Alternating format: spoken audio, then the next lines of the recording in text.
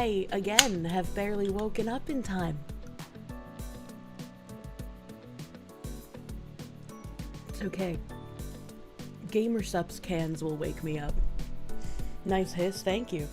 You too can have a nice hiss if you buy Gamersups cans using code Kirsche for 10% off your order. Oh! Oh, I just cracked my back. Owie. Good morning. I did not wake up early, but I have another beautiful lamp acquired for me by Bunker Bros. What a great time to be alive. Someone was selling this, like, really ornate statue lamp from the 1930s, and I was like, I need that. I need that in my life. More lamps for the collection. I love lamp. Binary told me about a kick raid. I did not see it. I did not see it. More lamps for the lamp throne. Yes. Very yes. What do I think of the new Steam machine? I'm not gonna buy one. The Bunker Bros treat you well. No wonder you don't want to leave. It's kind of crazy. It's kind of crazy to, like, have actually helpful friends and want to do stuff to help them in return. It's kind of crazy. Imagine. Ayo Sabi, thank you for the kick raid. Welcome, warm bodies on kick. The GameCube looks cool. It does look cool.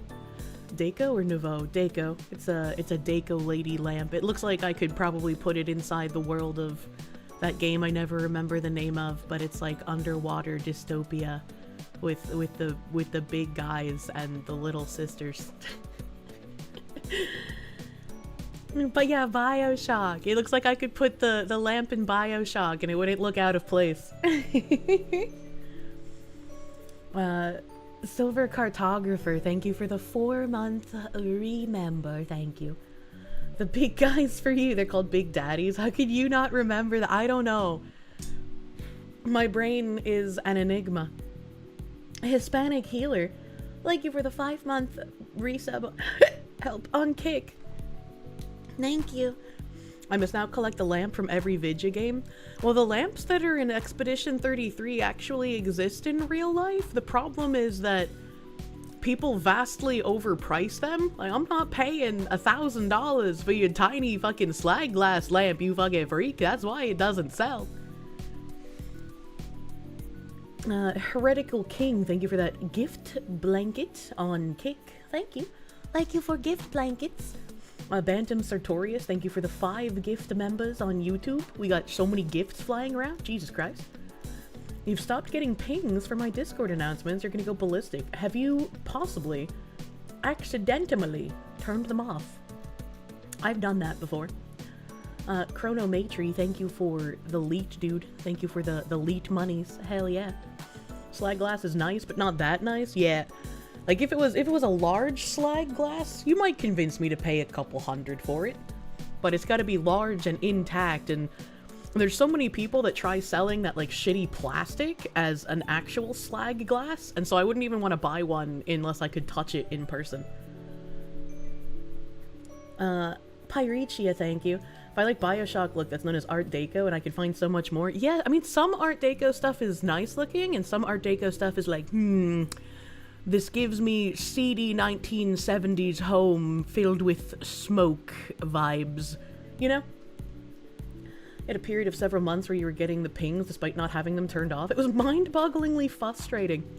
I hate when I get the ghost pings and I have no idea where they fucking came from because I have no DMs and there's nothing in my inbox, so it's like, what are you?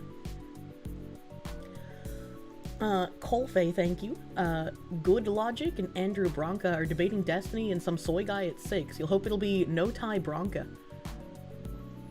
For some reason, the name Andrew Bronca sounds familiar, but it sounds familiar like I heard the name Bronca in a cartoon and I don't know who the real guy is. Crap is why you have notification history turned on your devices. Ghost pings are rude. They are rude. I don't know why they happen. Pantsuit Collector, thank you for the biddies. No Tie Bronca is always a great watch. I don't know who that is. From what you noticed, spam bots getting caught and deleted and blocked in some places. Some of them do specific @ pings. Oh, interesting. The law of self-defense guy? That doesn't help. That doesn't help, I'm sorry. Also, I have a text message. Hold on.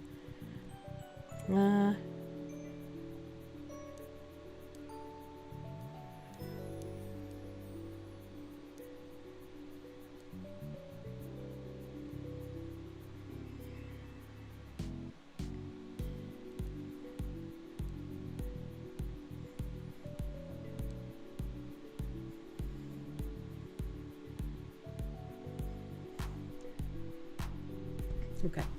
All hail our most munificent and dread lady, Verstal. Why am I a dread lady? Probably thinking of Blanca from Street Fighter? No, not thinking of Street Fighter. Andrew Blanca is a lawyer, often talks about self-defense associated with legal mindset. No, I can't think of anywhere I might have seen that person. Dan Tran, thank you for the 5 gift subs. Thank you, my guy. Thank you, thank you. My Discord is dying. Anya monya.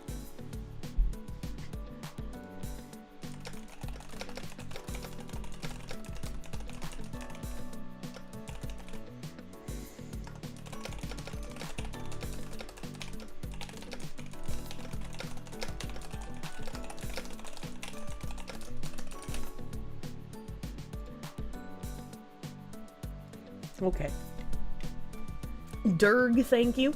First time catching a live stream, glad to be with the based Moth Foxu and the other chatters. Love your videos and VODs. Love from YouTube. Thank you!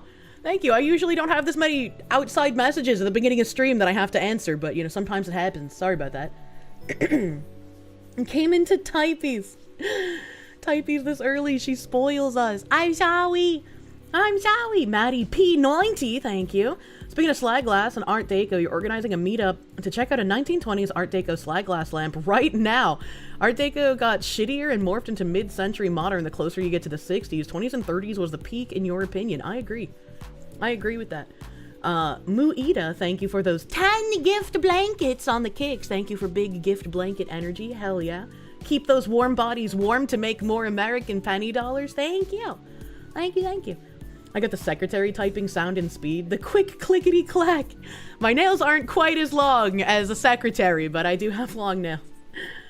Smoky Fox, thank you. Great news, Foxy. Have I heard about the gay wool made from gay sheep in Germany? Alex Jones is frothing at the mouth at this point. That's not real. There's no, you can't have gay wool. Gay wool from gay sheep, Germany. That's not real. That is real. What the fuck? How is that real? Rainbow wool is the first fashion made from the wool of gay sheep to support queer projects across the globe. That's not real. You're just lying. They're just lying to you. What the fuck?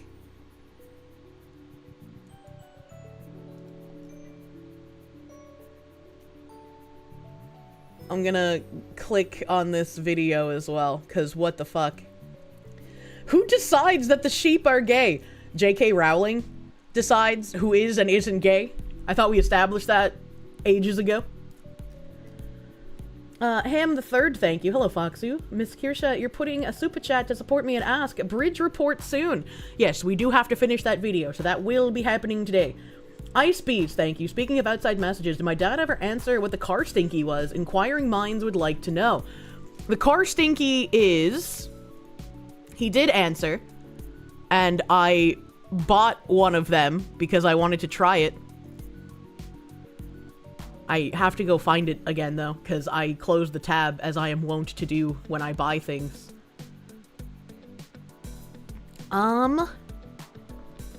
They are these. Let me also open this in a tab.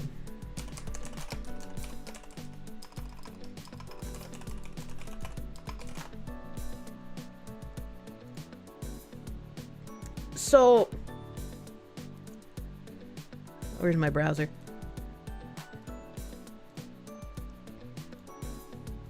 Boop. They're called Drift air fresheners. And I read a lot of reviews, and people were just like, they only smell for like a week, and then they don't smell anymore. But my dad's had his in his car for over a month now, and like, he says he can still smell it. So, I don't know, man. Psycho, thank you. Just because the sheep was shagged by a migrant doesn't mean it wanted to be gay. True and real. True and real. So, I bought a pack of these, and I'm not really sure, like, where the best Black Friday deal for these are right now. Because, like, on their site, you can get 6 for $45, but I think there's, like, a 3-pack on Amazon for, like, 26? Question mark? I don't know. I can't remember, but I tried buying it off this site, and when I was in the cart, like, let me just, like, get 6-pack. I was gonna just add stuff to my cart, but then it doesn't show me the number. Okay, that's not helpful. It showed me the number in my other browser. So 1, 2, 3, 4, 5, 6. Let's just 6 of those. Check out. 6 of those. Check out. It says delivery every 3 months, right? And I don't like that. I don't like how it says delivery every 3 months. So I decided to buy it through Amazon instead. Don't trust the male sense of smell. At best, we're not sure what the smell is. At worst, we're lying because we don't want to be caught out on our bad sense of smell. Yeah, and so it doesn't say anything here. It doesn't say anything here about, like, it gonna be a reoccurring thing. So I was like, I don't trust that. I don't trust websites that are just gonna, like, automatically have things resub. Because there's nothing here that shows you that it's gonna be a recurring thing. So I don't know why it would say recurring in the cart. Why does the Google search have an Amazon-style filter bar on the left? Fuck this, I'm going back to Brave. What? Roadkill VT, thank you. Andrew Bronca's pretty great. His motto is, you carry a gun, so you're hard to kill. Know the law, so you're hard to convict. That is a good motto. That is a good motto. You could order it and then try to cancel it? I mean, maybe, but I mean, if they have it on Amazon, I bought it through there. Maybe Kirsche's sensitive nose is genetic, and that's why her dad can still smell it? I don't know. A lot of the reviews were talking about how, like, the women can still smell it long after it's been put in the car, but the men are just like, yeah, I smell it for like 3 days and it's gone. Like, it's worthless. I don't know. Why is everything by subscription? I don't know, but I'm getting tired of everything having subscriptions and everything being like, oh, you get 5% off if you do the subscription. They have home stuff as well. Ooh. Don't women have a better nose than men? I don't know, maybe. Might just be going smell blind. Yeah. But I don't know. My dad said he likes it, and I have bought the car stinkies to see if I will like it. Yay, monetization. Gotta get all the money. Fringed Horizon, thank you. The clicky clackies make your brain the happy chemicals. I like happy chemicals. Women have a stronger sense of smell and see more colors. Interesting. B Jammin', thank you. This reminds me of the time Joe Rogan and Theo Vaughn were talking about steak from gay cows. How does steak from gay cows work? Can you explain that? Ice Beast, thank you. Which scent, though, woman? Well, I think my dad said it was teak. I think he said it was teak, but he liked amber more. I didn't want to ask him again which one. Because I didn't want to be like, hey, Dad, I've already forgotten which one you said you had. But I'm pretty sure he said the one in his car was teak. And then I'm pretty sure amber was the one he preferred over teak. But I was like, nah, teak sounds like it smells exactly what I would like it to. And because I'm a woman and I am enticed by gingerbread, I also bought some of the gingerbread ones. If the car stinky is good, hide one in your Levi docky. I don't know if you'd want to be that close to the source of the stinky. That might like stain the pillowcase as well. Because there were a few people that said after putting on the like clip on their visor, and they had a leather visor, it caused bubbling behind it. I don't know why that would happen. I don't know why that would happen. Gnarkill, thank you for the prune. Thank you for pruning. Thank you for approving. They also have Marvel Zombie Scent. I'm sorry, what the fuck? What does that even mean? Jade Fleece, thank you for the 3 months of Proom, the magical 1/3 of a placenta. Your placenta will be whole soon. Strong sense of smell and vision, and still no survival instincts. I have the survival instincts of a plant. Be jammin', thank you. Yeah, you can explain gay cow steak. Supposedly it has the mass of male beef cows, but the marbling and sweetness of female cows. The best of both worlds. Well, the gay cow steak does sound like it would be pretty tasty in that case. Ryan, thank you for the 20-month member. And just because you can't track things down like a bloodhound doesn't mean other men can't. You can smell pretty well and have high resistance to bad smeller. I don't know. And the bubbling is caused by the curse on the air freshener. Hold on, wait a minute. The solvents in the car stinky diffuse into the plastic, making it separate and swell up, just like when you get paper wet. But they said it was leather. Did they lie? Is it like poo leather? Ham the Third, thank you. Why is everything by subscription? You can answer this. Microsoft started it with Office 365. We will never be the same. Remove Microsoft. Phoenix DS, thank you. Now your car, too, can smell like a redwood forest.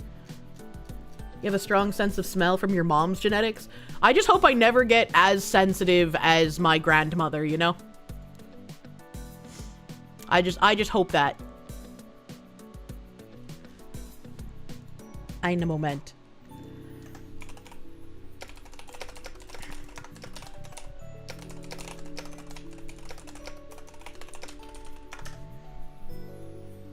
Did I move my screen?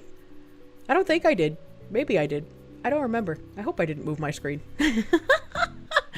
Sometimes I accidentally just move the things that you see on my stream, and I don't mean to. If women have a better sense of smell and can see more colors, why are the greatest cooks and artists male? The amount of effort put in, question mark? I don't know. Men have like this autistic drive to do something as perfectly as possible. Mika Lim, thank you for the 9-month member. Thank you for being born. Please enjoy some ginger placenta cookies. Art is pain and men constantly suffer. True. First 4 words on their own in Pakistani is one of the kickbot's verboten words. What? What? I have no idea what's happening. Which Spice Bomb cologne scent is your favorite on guys? The original. I haven't smelled many of the, like, other variants, so the original one just makes me go crazy. Your wife and you tried out the Gamer Subs trial pack and you liked it so much you just placed your first order using code Kirsche to save 10% off. Happy to support the silly anime foxwoman. Thank you! Thank you, Nar, to you and your wife. You, too, can save 10% off your Gamer Subs order with your wife by using code Kirsche. Thank you! You're making beef schnitzel, watch the Foxy Woman, and play Half-Life 2. 'Tis a good day. True. True and real. I also accidentally opened some tabs in the wrong browser, so we're gonna drift a little bit after we figure out what's going on with gay sheep, apparently. Cause, I wanted to know what the fuck was happening here.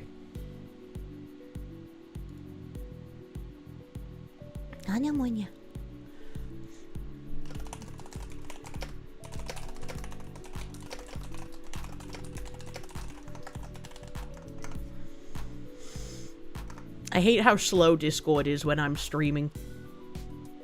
Gay sheep, gay wool, gay fashion from gay wool from gay sheep. This outfit made gay sheep wool, including the pizza. Now wait, can sheep be gay? Yes, but we'll get back to that. I went to a fashion show called I Will Survive. That is the gayest man I've ever seen. The gay hookup app or dating app. Everything on the runway was created using the wool from gay sheep. This is the gay who designed them, Michael Schmidt. He's been in the business for a long time. He worked with Cher and Lady Gaga. He just designed Doja Cat's outfit for Vogue World. This was his first knitwear collection, and it included 37 looks that were all inspired by gay archetypes, many of them like from porn. There's a pool boy, there's a leather man, there's a UPS guy. Oh, I'm sorry, it's a DTF guy. But back to the gay sheep. 1 in 12 sheep are gay. More precisely, 1 in 12 sheep don't show interest in female sheep, but do show interest in other male sheep. Those are sometimes sent to the slaughterhouse. Oh. But there is a gay shepherd in Germany who rescues these gay sheep and harvests their wool. Michael Stucke has run his own farm since 1995. If somebody showed this to me completely without context of the fashion show, I would be like, is this a joke? Is this like somebody who lives in the UK trying to talk about the migration issue and how Western countries will just like come in and do all of this work. Yeah, like I don't like what's happening here. Also helped found Rainbow Wool, which is a non-profit that partners with LSVD+, Germany's largest LGBT rights organization. Fun fact, Stucke had never heard of Grindr until someone from his team told him they were interested in putting on a fashion show using his gay wool. Gay sheep, gay wool. What the fuck? This isn't a viable business model. How do you reproduce gay sheep to scale up? No, that's a perfect business model for high fashion. That way you can sell this gay sheep, gay wool, gay man tank top with a hoodie for like $7,000 instead of $70. Because you can't get that much gay wool since only 1 in 12 sheep happen to be gay. First the frogs, now the sheep. What's next? I don't know, man. 1 in 12 is nuts. How do you reproduce gay sheep? Well, see, you find a baby sheep. What the fuck? Gay greed, got it? I just like the way this guy was saying, gay sheep. Gay wool. Zlizon Doppelganger, thank you. If this isn't real, it can't be real. It's real. The past 10 years in a motherfucking nutshell. Truly. Truly, that is exactly what we've been living through. Baja Cat, thank you. So Foxu, knowing your history of turning men, do we now need to ban you from getting close to sheep? Well, in theory, if you put me around more sheep, it would make more sheep gay, which would increase the supply of gay wool, which would then decrease the cost of the gay man clothes made by the gay wool from the gay sheep. So in theory, I could crash the fashion market. 2025, the country is falling apart and no one who is an Indian can get a job. No one's getting married. No one's having kids. The country is actively being colonized. What do we need to talk about? Gay sheep! Gay wool! You know what Kirsche is getting for Christmas? Jesus Christ. What is chat's thoughts on pine scent? Thank you! Thank you for reminding me! I have meant to talk about the Christmas dude wipes, because they got here pretty quickly, but I needed to finish off the pack of like the minty dude wipes that I already had before I opened a new one. And the Christmas dude wipes, I think, are very quickly like my favorite. The only thing preventing them from taking the #1 spot away from the mint ones is like nothing can surpass the like fresh, clean feeling of a minty butthole, you know? Like gay depression. Xmas dude wipes tweet. Yeah. I can bring. Fuck. I hate how my browser doesn't work with links in OBS. I hate it. I hate it. Thanks. I hate it. Ein Moment. How many dude wipes do you have? I do still have like 3 or 4 packs of the pumpkin spice ones. I think I have 4 packs left. They're pretty good as well, but the pumpkin spice ones have like a bit too strong of an artificial flavor. So I prefer these ones. And the mint ones are just the best. So I would probably put, like, if I had to make a hierarchy of dude wipes of the ones that I've tried so far, flavor and scent are interchangeable when I speak, chat. You should be used to this. Real pine scent is amazing. You've never found a store-bought product that accurately conveys it at all. Yes, I can agree with that one. But I would say mint and the Christmas ones are basically on the same level, but the mint ones are just ever so slightly higher because of minty fresh butthole. And then below that are like the unscented and then the Halloween ones. The Halloween ones just have too strong of an artificial scent to them, you know? At this rate, she'll turn the dude wipes gay. Except in the case of candles, where you mean both. True! So I feel like I need to try whatever other flavors of dude wipes they have available. I think there's like a bubblegum one. I need to try all of the different flavors and then make an accurate tier list. And Crispiness, thank you for the 4-month resub. Thank you. The Haunted Gooch. A-Train, thank you. Kirsch's dude confirmed. Look, everyone's a dude. A dude is gender neutral. Lambie Chop, thank you. Great. You have to now make it your goal to get the sheep and make them British cigarette chops. I don't know. Like, I know what the cigarette is replacing, but I don't know what a British cigarette chop is. If you try bubblegum, your anus will be blowing bubbles. Wouldn't that be a fun party trick, though? Oh, lamb chops! How did I forget that those exist? I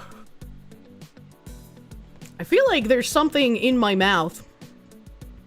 Oh, I have like a cut, and there's like skin. I'm gonna chew that off in the process of talking today. That's what the gay sheep end up as. What the fuck? What the fuck? The mint dude wipes sound like they are custom made for a collab with a VTuber, but you might be cooked right now. No, I think you're cooked. Now, the British call cigarettes a 3-letter abbreviation of candy ass. Oh no, I know that. I knew that one. I for some reason forgot that lamb chops exist. I didn't forget the F slur. I forgot lamb chops. CLF, thank you for the proom. Thank you for prooming. B Jammin', thank you. If I'm going to make a Dude Wipes tier list, I'm gonna have to do a collab with someone. Just drop it on them. But they won't know what I'm talking about, because they will not have felt the minty fresh butthole. Fringed Horizon, thank you. In Kirsche's defense, there could be some taste buds in the anus and colon, so they could be tasted, the more you know. That's a horrifying prospect. Don't say such things.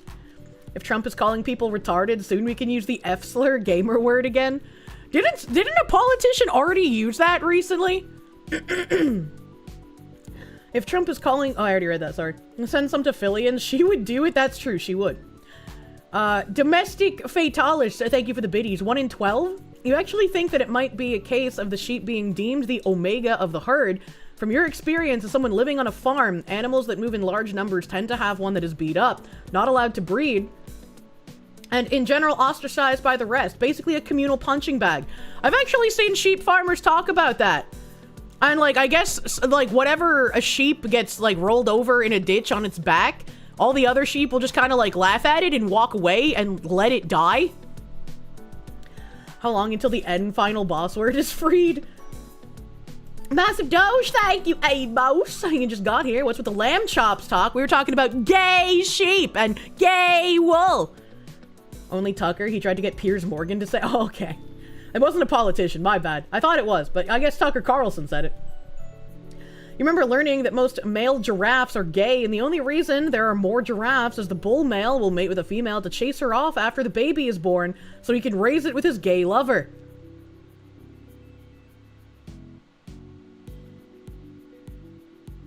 I don't think I'll ever be able to look at giraffes the same again. That's kind of gross. Did we talk about Black Hitler? We did. We talked about Black Hitler yesterday. Psycho, thank you. Just buy a bidet and stop destroying the Bunker Bros plumbing. Bidets are expensive, all right? People are reading gayness into animals. Yes. Yes, indeed. Phoenix DS, thank you. You just got a bad meme pop into your head after Kier said flavor. Guy Fieri saying, welcome to Flavor Town! And a pic of the fox's mouse pad. You know, if I get a himbo and he's about to eat ass, I'll say that to him, you know? Just for you guys, chat. Hentai enthusiast, thank you for the member. Thank you for the member. As an owner of a bidet worth every goddamn penny. Yeah, but I don't want to install a bidet at the bunker and then have to uninstall it and take it with me when I leave. That's a lot of effort. That's a lot of effort, man. But back to the gay sheep. A fashion statement from the wool of gay sheep created to support LGBTQIA+ projects worldwide. You can even sponsor a gay sheep. Become a gay sheep sponsor, man. You know, if this guy wasn't wearing a wig, I probably would have found him attractive when I was like 15. Kirsche uses the dude wipes to force the bunker boy to come visit. What the fuck? Nose rings theory still working. True and real. True and real. How do gay sheeps create more sheeps? Don't think about it.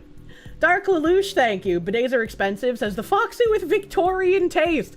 If I'm already in a Victorian home, I wouldn't mind buying a bidet. Because it would just go in my bathroom and never leave, you know? Kirsche is a sponsor. I'm a shadow sponsor. Must have a Korshovo official gay sheep. That makes me want to make like an official gay sheep t-shirt, but like who would buy that, man? You're supposed to shear sheep, not groom them. True. Just bought some of the car scents for your mom and let them know who sent you. Aw, that's sweet. Do the gay sheep live at Ram Ranch? I don't know, man. I do not know. It has a flying banner that says sponsor a gay sheep, too. That's crazy. Gay sheep, what the fuck? Spicy cat raid. What the hell is this spicy? Moomy playing games, thank you. Thank you for the raid, Moomy playing games. Everything is dying. Everything is dying.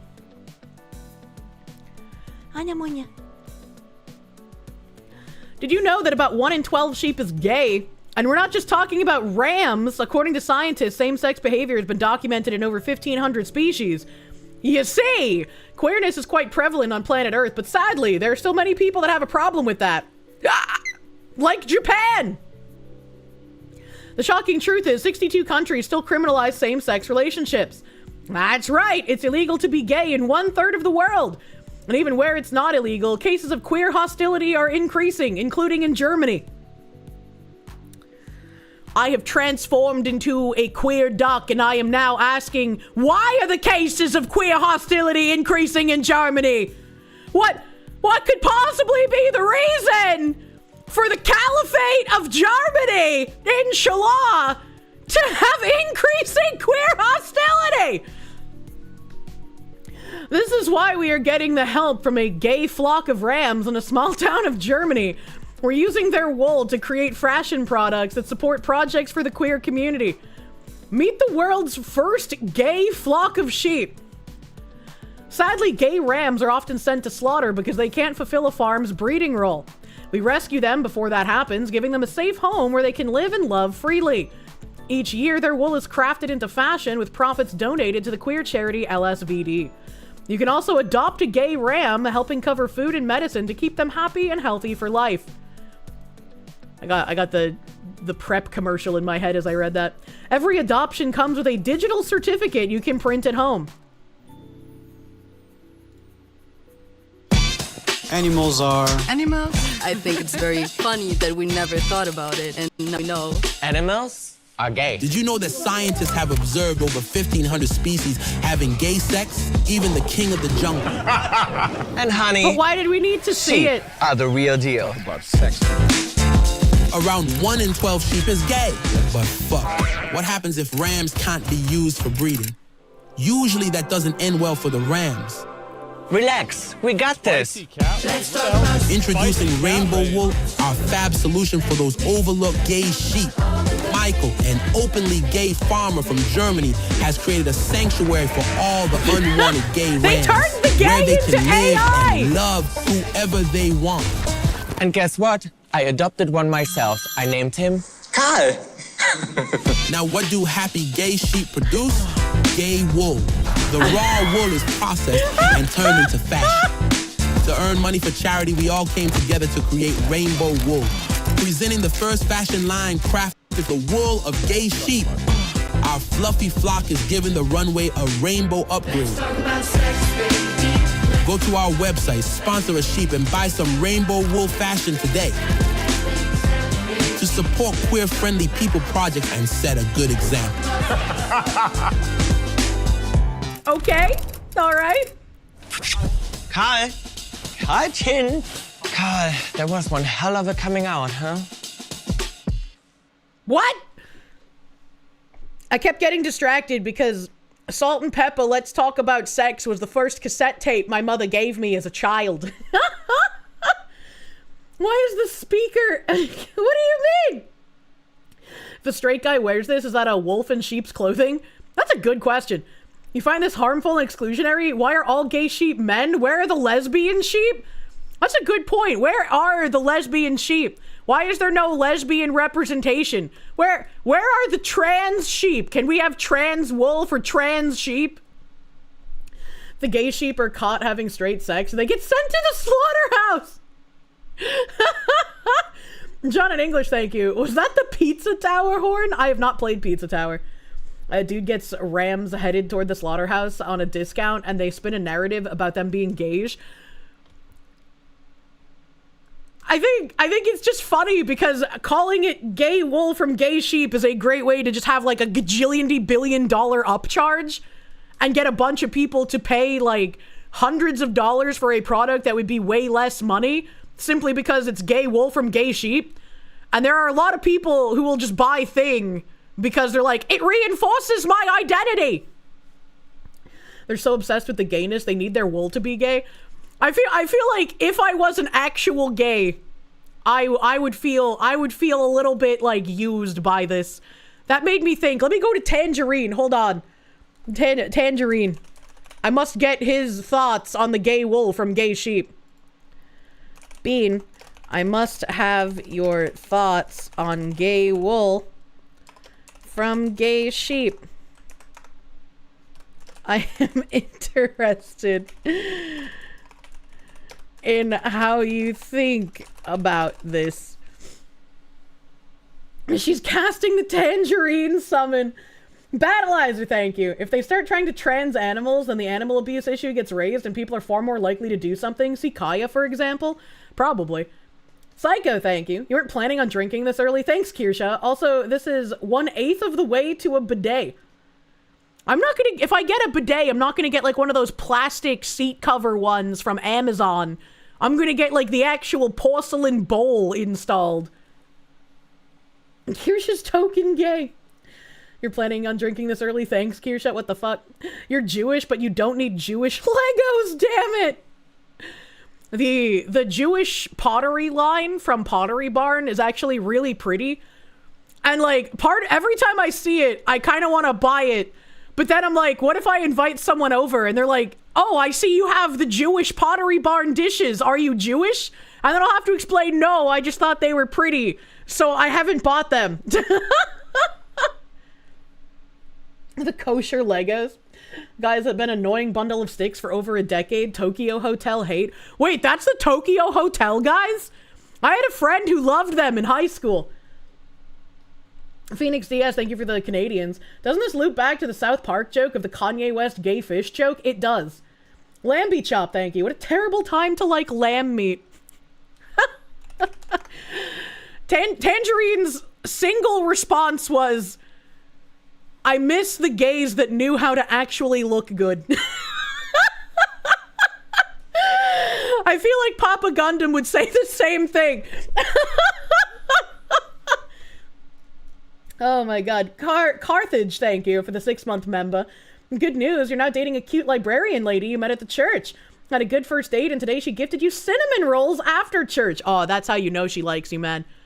I used to bake something when I would have like first dates with guys, but they would either be confused or uninterested in trying said baked goods. So I just stopped doing that. I was like, I don't want to waste my time making something and bringing it to someone just to like have them not care about it. So let's just stop that. Bro, who says no to that? Yeah, you know. Congratulations, Carthage! I hope your subsequent dates go very well, and I hope those rolls were fucking delicious. Battleizer, thank you. I already read that, but thank you again. Thank you again. Bro, they lost! She baked for you. She basically proposed. What the fuck kind of retard turns down baked goods from the girl with the bakery? You'll find I seem to only attract retarded men. What manner of barbarians did you manage to date? Ham the Third, thank you. Let's just say it. To be gay, you first need the intelligence for that choice. Animals don't have this intelligence and tend to try and mate with inanimate objects on top of anything that moves. And cue up the people recording their dogs humping pillows. Rainbow Wool partnered with Grindr. Rainbow Wool, and there's that charity. Rainbow Wool, Killifin, Kerner, Danny, Reinke. I don't know what those words are. The Rainbow Family. Okay. All right. Okay. I guess that gave us somewhat of an idea. The internet loves these gay sheep. The real story is much darker. A much-hyped fashion show with wool from gay rams obscures the brutal reality of an industry that exploits sheep sexuality at every turn.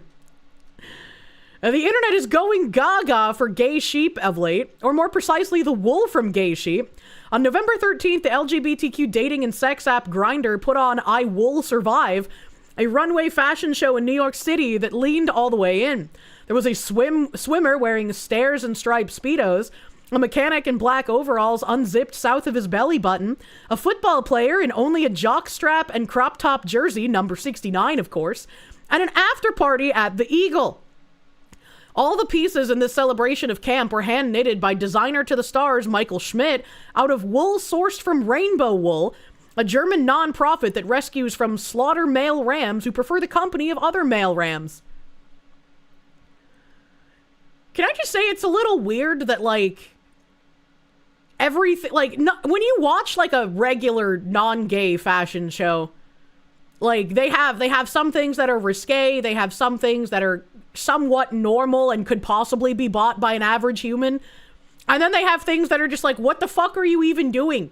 You look like a Gaia Online character. Like, what is, no human would wear this, you pretentious fuck. But, like, everything in the gay fashion show is just sex. And that seems really weird, that, like, whenever there's any sort of, like, gay event, everything that's spotlighted is just on sex. It just makes you feel like,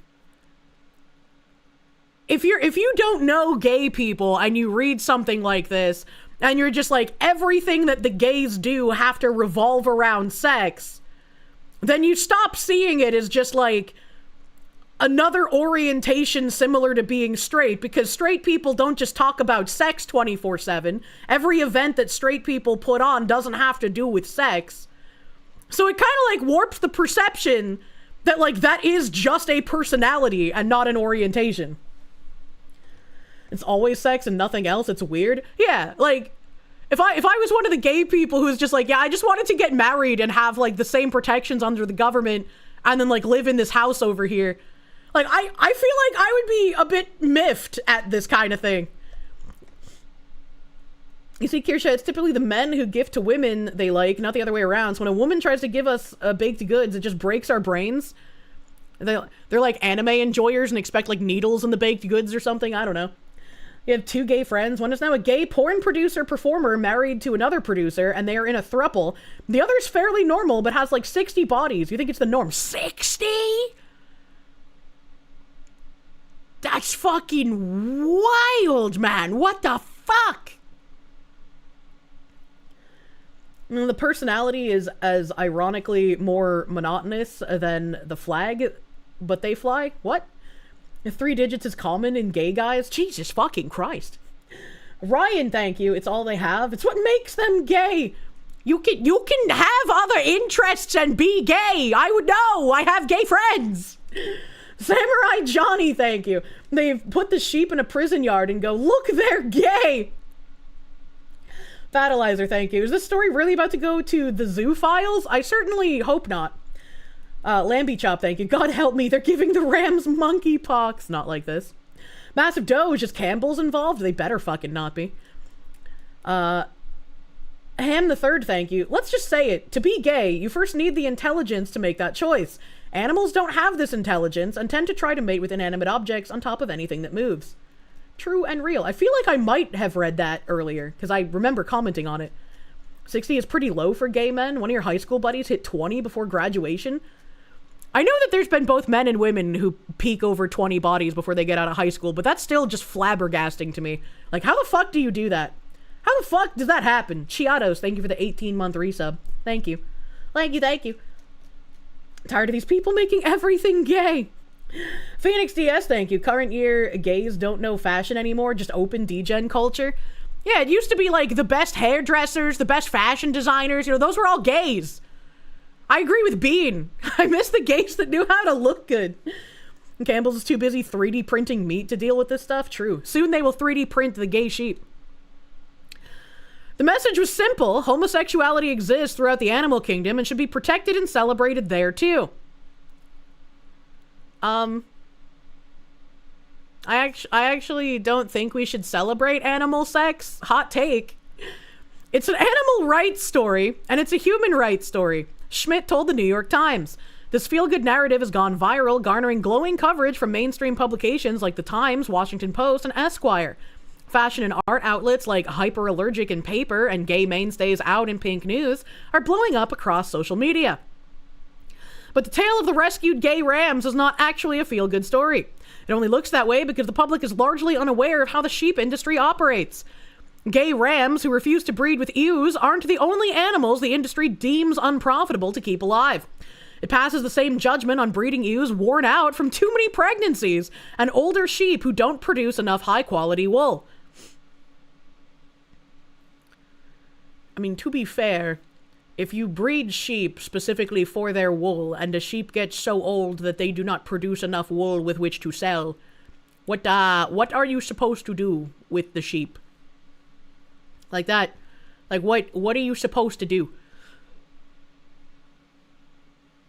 Hookup culture is just straight people appropriating gay culture, and it's been a detriment to the whole of society. Shuon had said that. She's absolutely fucking right. Smug go at, thank you. We don't look up bug chaser stats. Do not look up the bug chasing stats. Do you guys remember that stream where I found, like, I don't even remember how the fuck we got there, but I found a glory hole locator online, and like gay dudes would leave reviews and rank the glory holes. Do you guys remember that? I just had like a brain blast from the past of that stream. How did we even get to doing that? What the fuck happens on my stream? Alaska Mac, thank you. Grape and necrophilia occur in animals too. I had a tab for the gay duck necrophiliac sex. Since gay duck necrophiliac sex is so fun to say, everyone always forgets that same exact stream that we talked about gay duck necrophiliac sex, I also covered a case of a bunch of monitor lizards getting raped in India. That was like multiple years ago. Gay duck necrophiliac sex was so startling, we forgot about Indians raping monitor lizards, man. Sar, do not the lizards. You were drawing out your boyfriends to make sure they were gay. What the fuck? My stream is proof that people can survive strokes. True and real. What the fuck, man? I don't know if my mods have any clips of the fucking necrophiliac lizards in India, or the necrophiliac duck sex, sorry. The lizards were alive. Necrophilia is not a criminal offense in India, but the monitor lizards were alive when they were raped. Was that the same stream? You remember the monitor lizard thing more than the duck? Yeah, that was the same stream. There are many of your streams you try to forget. Phoenix DS, thank you for the Canadians. Don't forget the dolphin blowhole fun time. Don't do that. Don't do that. The tabs she has covered. We do some work here. Battleizer, thank you. Foxy, you tangent like a dodgeball with a thruster on it. We don't know where we're going. We just hang on, trying not to lose something important. Holy shit. The deep fryer, thank you. By gay sheep, do they mean rams? How do they keep them from fighting? Rams are very aggressive. I don't know. I don't know, man. Glenn, thank you. Sorry you're late to the party. You need to go to the mall. Yes, mall to get new shoes. There were a pair of Converse I thought were really cute, but they were out of stock in my size, so I didn't get them. Kirsche, please do not do the work. Sonic Extreme, thank you. You have a feeling these people don't care about the rescue or actual animals, just the fact that they're gay. Imagine. Considering the inbreeding rate is almost 50% in the Middle East, monitor lizard bestiality doesn't shock you. Well, let's see. Where did I finish reading? Eventually, they all get sent for slaughter, just like most male sheep, the overwhelming majority of whom are castrated as lambs and slaughtered before their first birthday. A lot of people like veal. If anything, the gay wool fashion show should make us think not about the good fortune of the few rescued rams, but about how animal farming systemically, routinely, and often violently exploits the reproduction of all the animals it encounters. This is a really long article just talking about the conditions of sheep farming, and like, yeah, I agree. I agree that animals should have a bit better conditions in like industries. You don't want animals like being pumped full of like fear and shit and then eating their meat. That's not gonna be great. I got PTSD from my streams. But, like, I also don't really care to read an article about some climate guy blithering about it, you know? What? Such interventions in the sex lives of animals are so intrusive and ubiquitous that laws criminalizing animal cruelty and human sexual abuse of animal bestiality laws had to be rewritten to include explicit exceptions for farmers.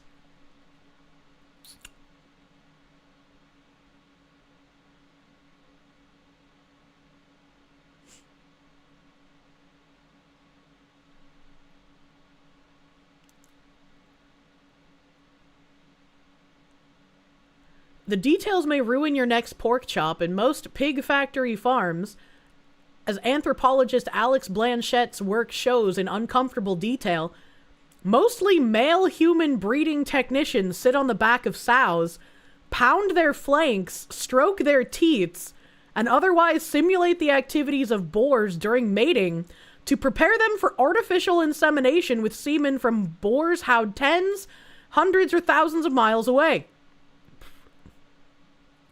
Boar semen, in turn, is harvested using mechanical vaginas, but human technicians typically must stroke the boar to induce an erection before inserting his penis into the contraption.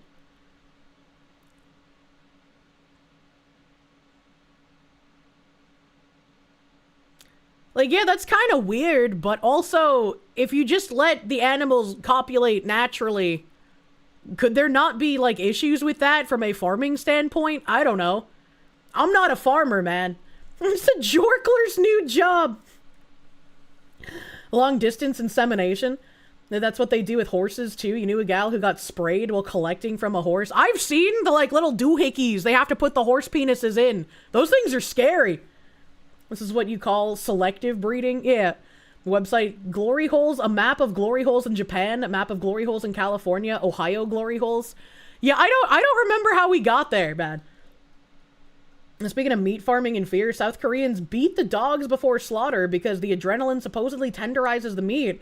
You suppose the beating helps. Yeah, you can talk to, like, different people from different cultures, and some of them will be like, the fear tenderizes the meat, so you must abuse the animal before you kill it. Or like in China, where they just boil them alive or fry them alive. And then other cultures are like, the animal must be very relaxed because fear induces the releasing of endorphins and hormones that make the meat taste worse. So, yeah, who knows who's right, honestly. That makes the meat gamey. Let's see. I'm gonna have to mute the stream while you figure out why your sound is connected to the house speakers. Oh, boy! Oh, no! But I have a couple of tabs that I accidentally put in the wrong browser. So let me see if there's anything in this one. Or not the wrong browser, but the wrong window. Na na na na na. Na na na na na na na na na na.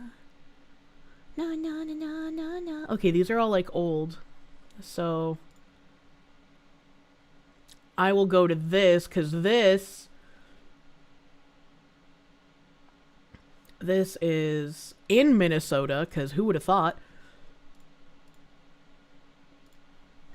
Okay, so this browser tab. I might have to get up and blow my nose at some point, because, man, the nose cubbies are coming hard today, bro.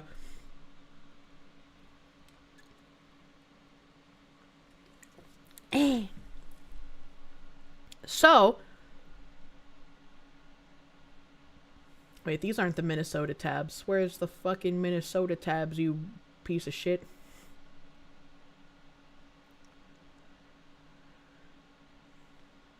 Ah, here we go, okay. So, Minnesota has a ton of fraud that we've talked about.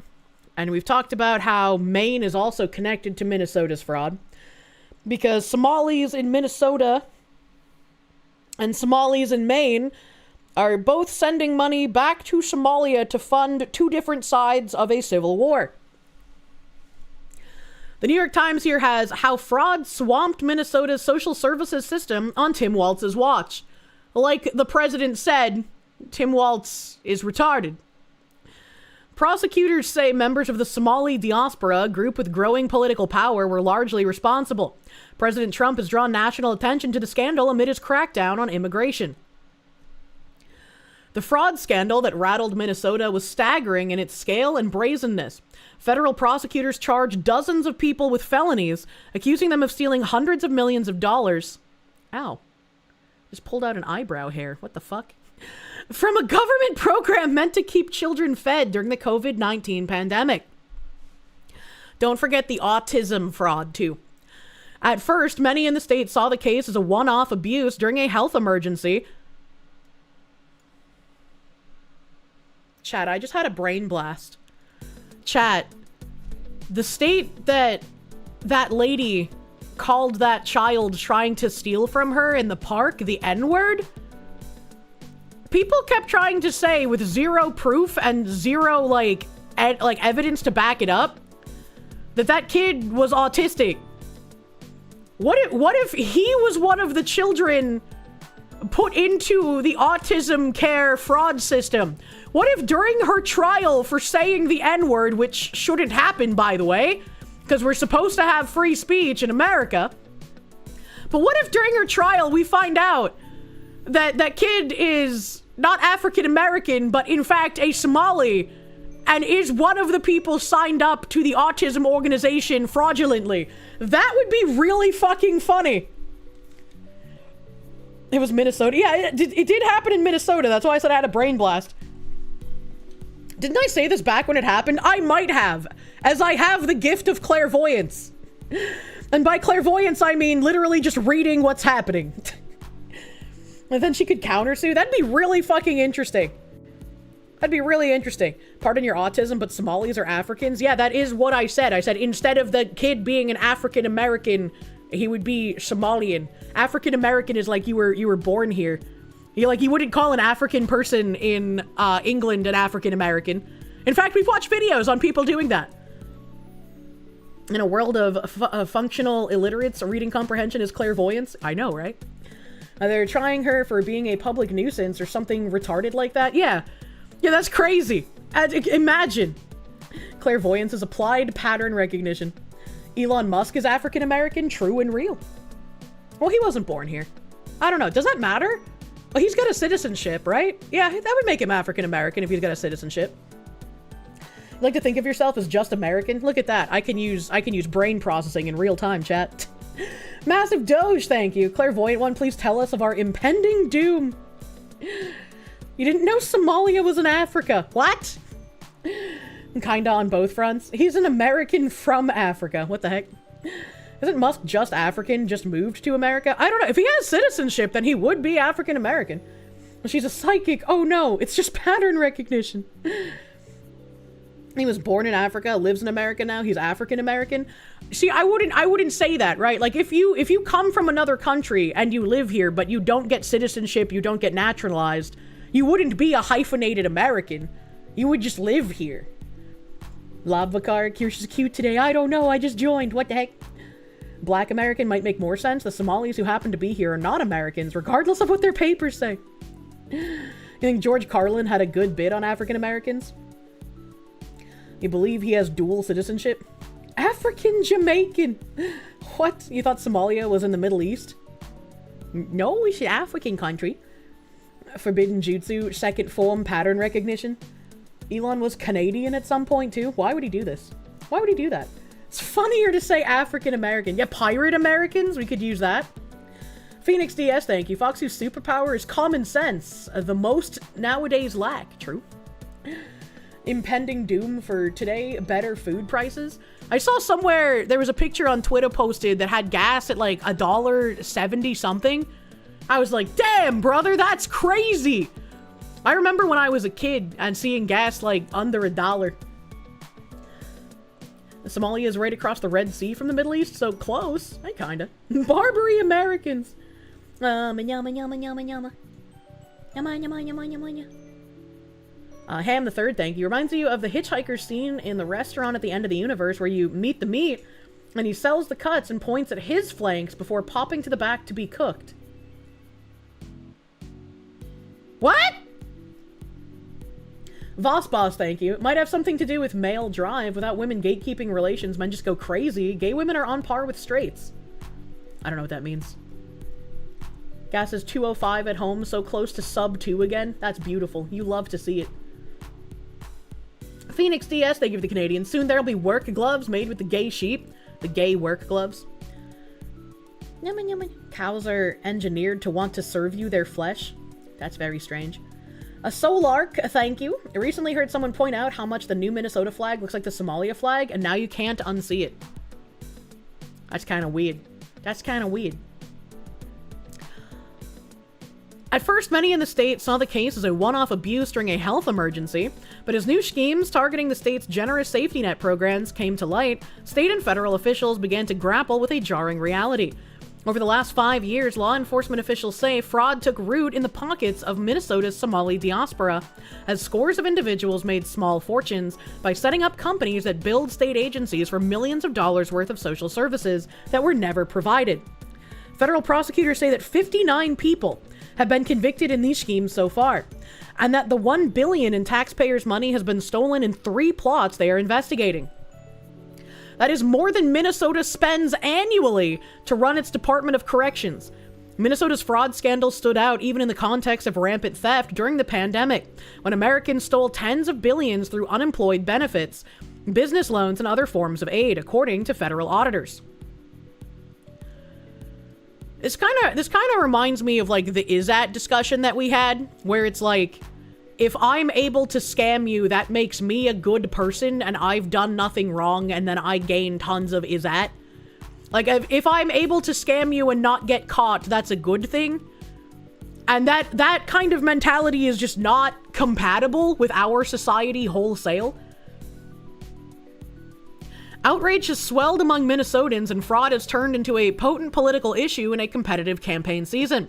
Governor Tim Walz and fellow Democrats are being asked to explain how so much money was stolen on their watch, providing Republicans who hope to take back the governor's office in 2026 with a powerful line of attack. It does provide them with a powerful line of attack, but if all Republicans do is say something and never do anything, it's not going to matter. Please actually do the things you say you will do. In recent days, President Trump has weighed in, calling Minnesota a hub of fraudulent money laundering activity, and saying that Somali perpetrators should be sent back to where they came from. True and real. I voted for that. Many Somali Americans in Minnesota say the fraud has damaged the reputation of their entire community. Around 80,000 people at a moment when their political and economic standing was on the rise.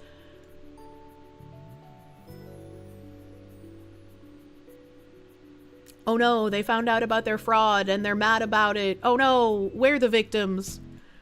Debate over the fraud has opened new rifts between the state's Somali community and other Minnesotans, and has left some Somali Americans saying they're unfairly facing a new layer of suspicion against all of them. I would say that is not unfair. Considering how widespread and how much of it there is, like, I'm just so sick of the fucking lying, man. I'm so tired of it. It is exhausting how often these people lie, not just Somali Americans, but like people on the left in general.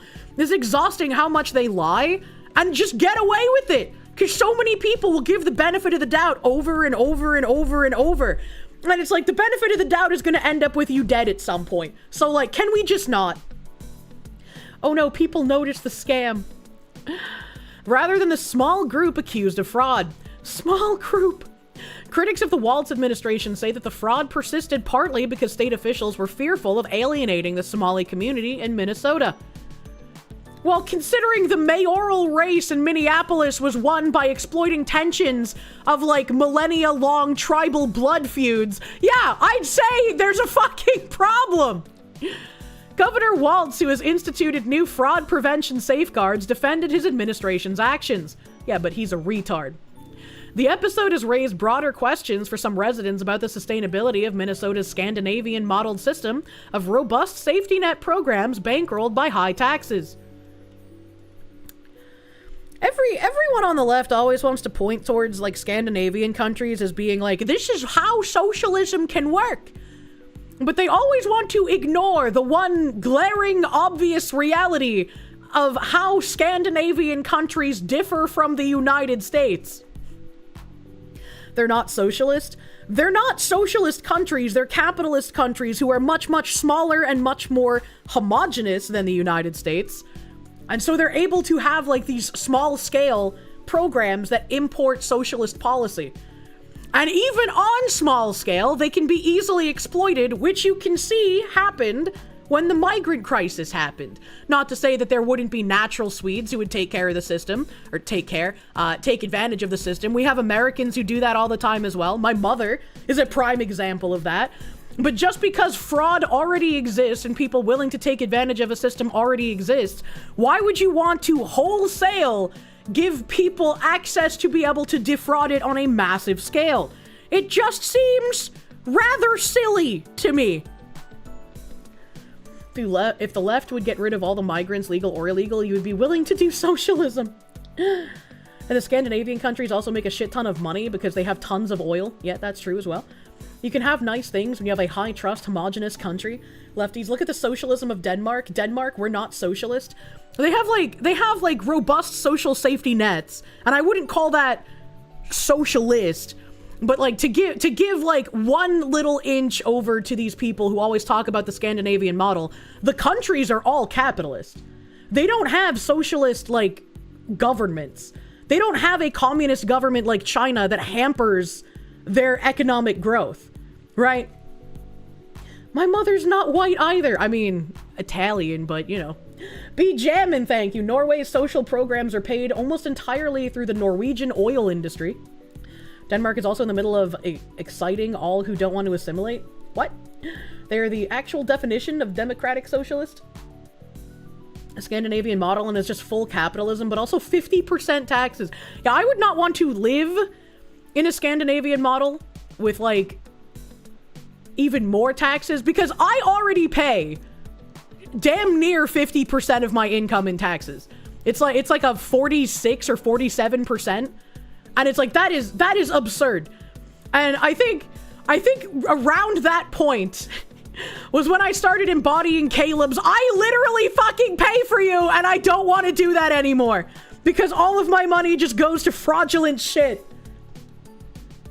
That's robbery, it's too much. Yeah, that's why like I started being like, maybe I shouldn't move to Mass.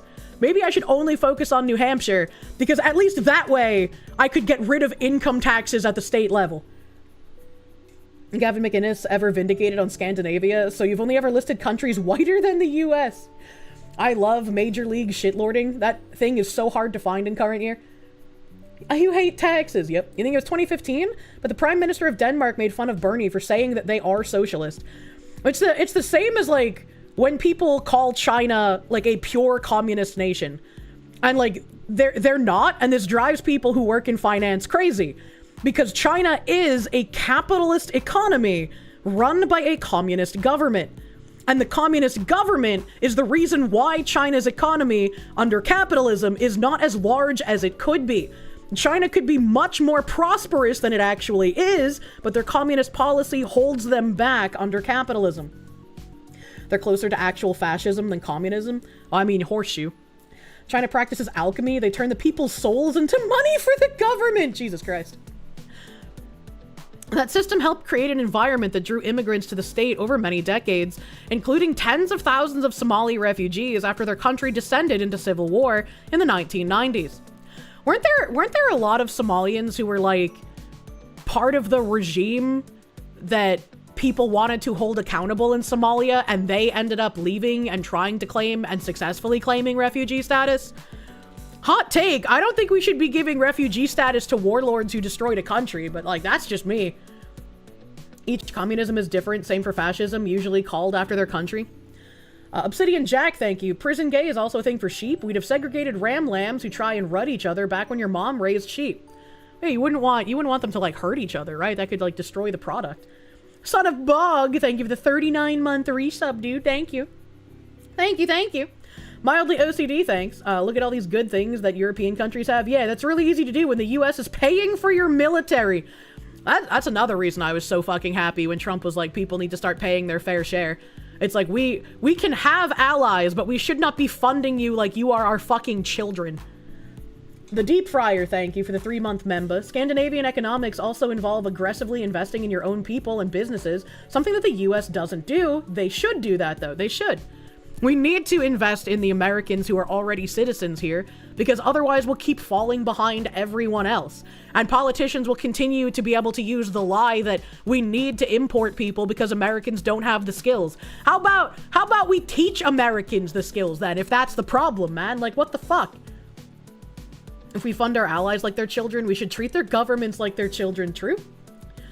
Stefan Peterson, thank you. You're from Denmark and you had to leave the country in order to afford insulin as it's not covered by the socialized healthcare. Yeah, I love hearing the stories of people who have to actually deal with socialized healthcare because it is really fucking bad, to no one's surprise. But you have to have like those first-hand accounts because so many people will try to just like ignore that those exist. You hate it, they bitch about America not being the world's police, and then bitch saying America needs to send soldiers to some war to die that they don't have anything to do with. True. True and real. 20 minutes behind, almost 30 have a body count of 0, and the blind and deaf girl ended things because you were busy working and had no free time, but you talk as much as you could. It's really difficult when you work a lot because like you want to prioritize your significant other, and you know, if you have a family, obviously prioritize your family. You can't let your relationship fall by the wayside to just bury yourself in work, but the balancing act is very hard because obviously there are certain times of the year some people get busier. Some people who make a lot of money are just insanely busy all of the time. Like, I'm insanely busy all of the time, and so when I do start trying to date, I'm gonna have to figure out how the fuck do I make free time for this, you know? Your friend and coworker has gallstones and he's been off of work for 8 months now. He won't be in the hospital for another year. This is in Canada. What the fuck? What the fuck? A welfare state is actually a great thing to have if there are no people who set out to exploit it. Yeah, but that's just never gonna happen. It's not in human nature. You're gonna have someone who's going to exploit it eventually. Reddit posts free healthcare stories about breaking a leg but not chronic conditions or needed specialists where government medicine is horrific. True? No one will support these programs if they continue to be riddled with fraud, Joseph Thompson, the federal prosecutor who's overseen the fraud cases, said in an interview. We're losing our way of life in Minnesota in a very real way. The first public sign of a major problem in the state's social services system came in 2022, when federal prosecutors began charging defendants in connection to a program aimed at feeding hungry children. Merrick Garland, Attorney General during the Biden administration, called it the country's largest pandemic relief fraud scheme. The prosecutors focused on a Minneapolis nonprofit organization called Feeding Our Future, which became a partner to dozens of local businesses that enrolled as feeding sites. State agencies reimbursed the group and its partners for invoices claiming to have fed tens of thousands of children. In reality, federal prosecutors said, most of the meals were non-existent, and business owners spent the funds on luxury cars, houses, and even real estate projects abroad. Behind the scenes, as federal investigators sifted through bank records and interviewed witnesses, they said they realized that the meals fraud was not an isolated incident. In September, prosecutors charged 9 people. You're getting a vigorous spanking because you've been a bad girl. No, the Somalis have been the bad girl here. In September, prosecutors charged 9 people in 2 new plots tied to public funds meant for those in need. Mr. Bigglesworth, thank you. Sorry to break it to you, our military leaders kind of do treat our allies' military leaders like children during joint training exercises. Like when your dad wrestles with kids, it's usually like half speed or less with allied nations.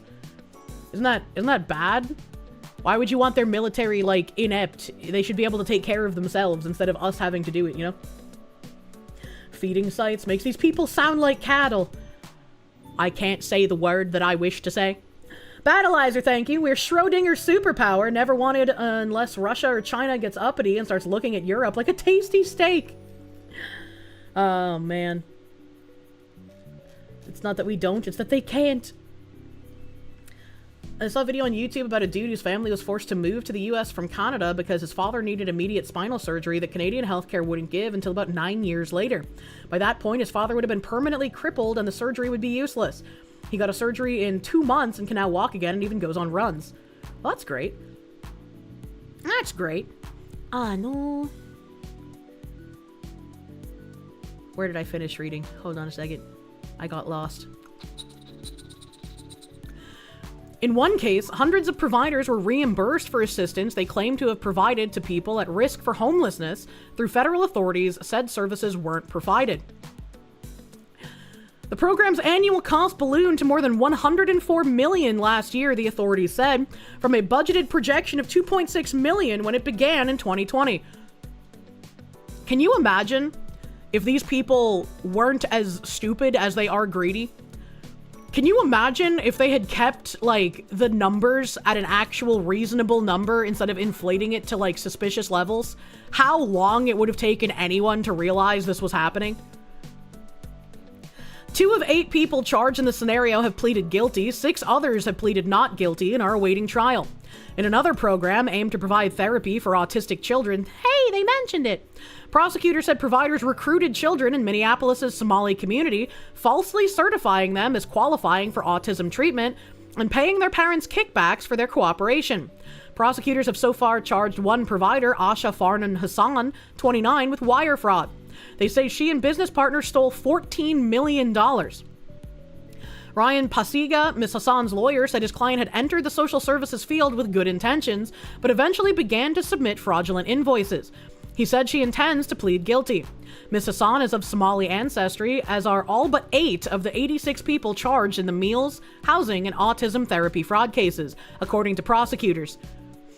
The other 8 are probably leftists, aren't they? A vast majority are American citizens by birth or naturalization. And this is where the problem comes in, where if you come here and you start committing crime like this, your ability to live here as an immigrant should be reviewed. Like, our country is not here for foreigners to loot as they please. If you come to our country, you should want to be a part of it. Mr. Pasiga, who also has represented other defendants in the fraud cases, said that some involved became convinced that state agencies were tolerating, if not tacitly allowing, the fraud. Well, yeah. No one was doing anything about the red flags, he said. It was like someone was stealing money from the cookie jar and they kept refilling it. A core voting block. Red flags in the meals program surfaced in the early months of the pandemic, but the money kept flowing. In 2020, Minnesota Department of Education officials who administered the program became overwhelmed by the number of applicants seeking to register new feeding sites and began raising questions about the plausibility of some invoices.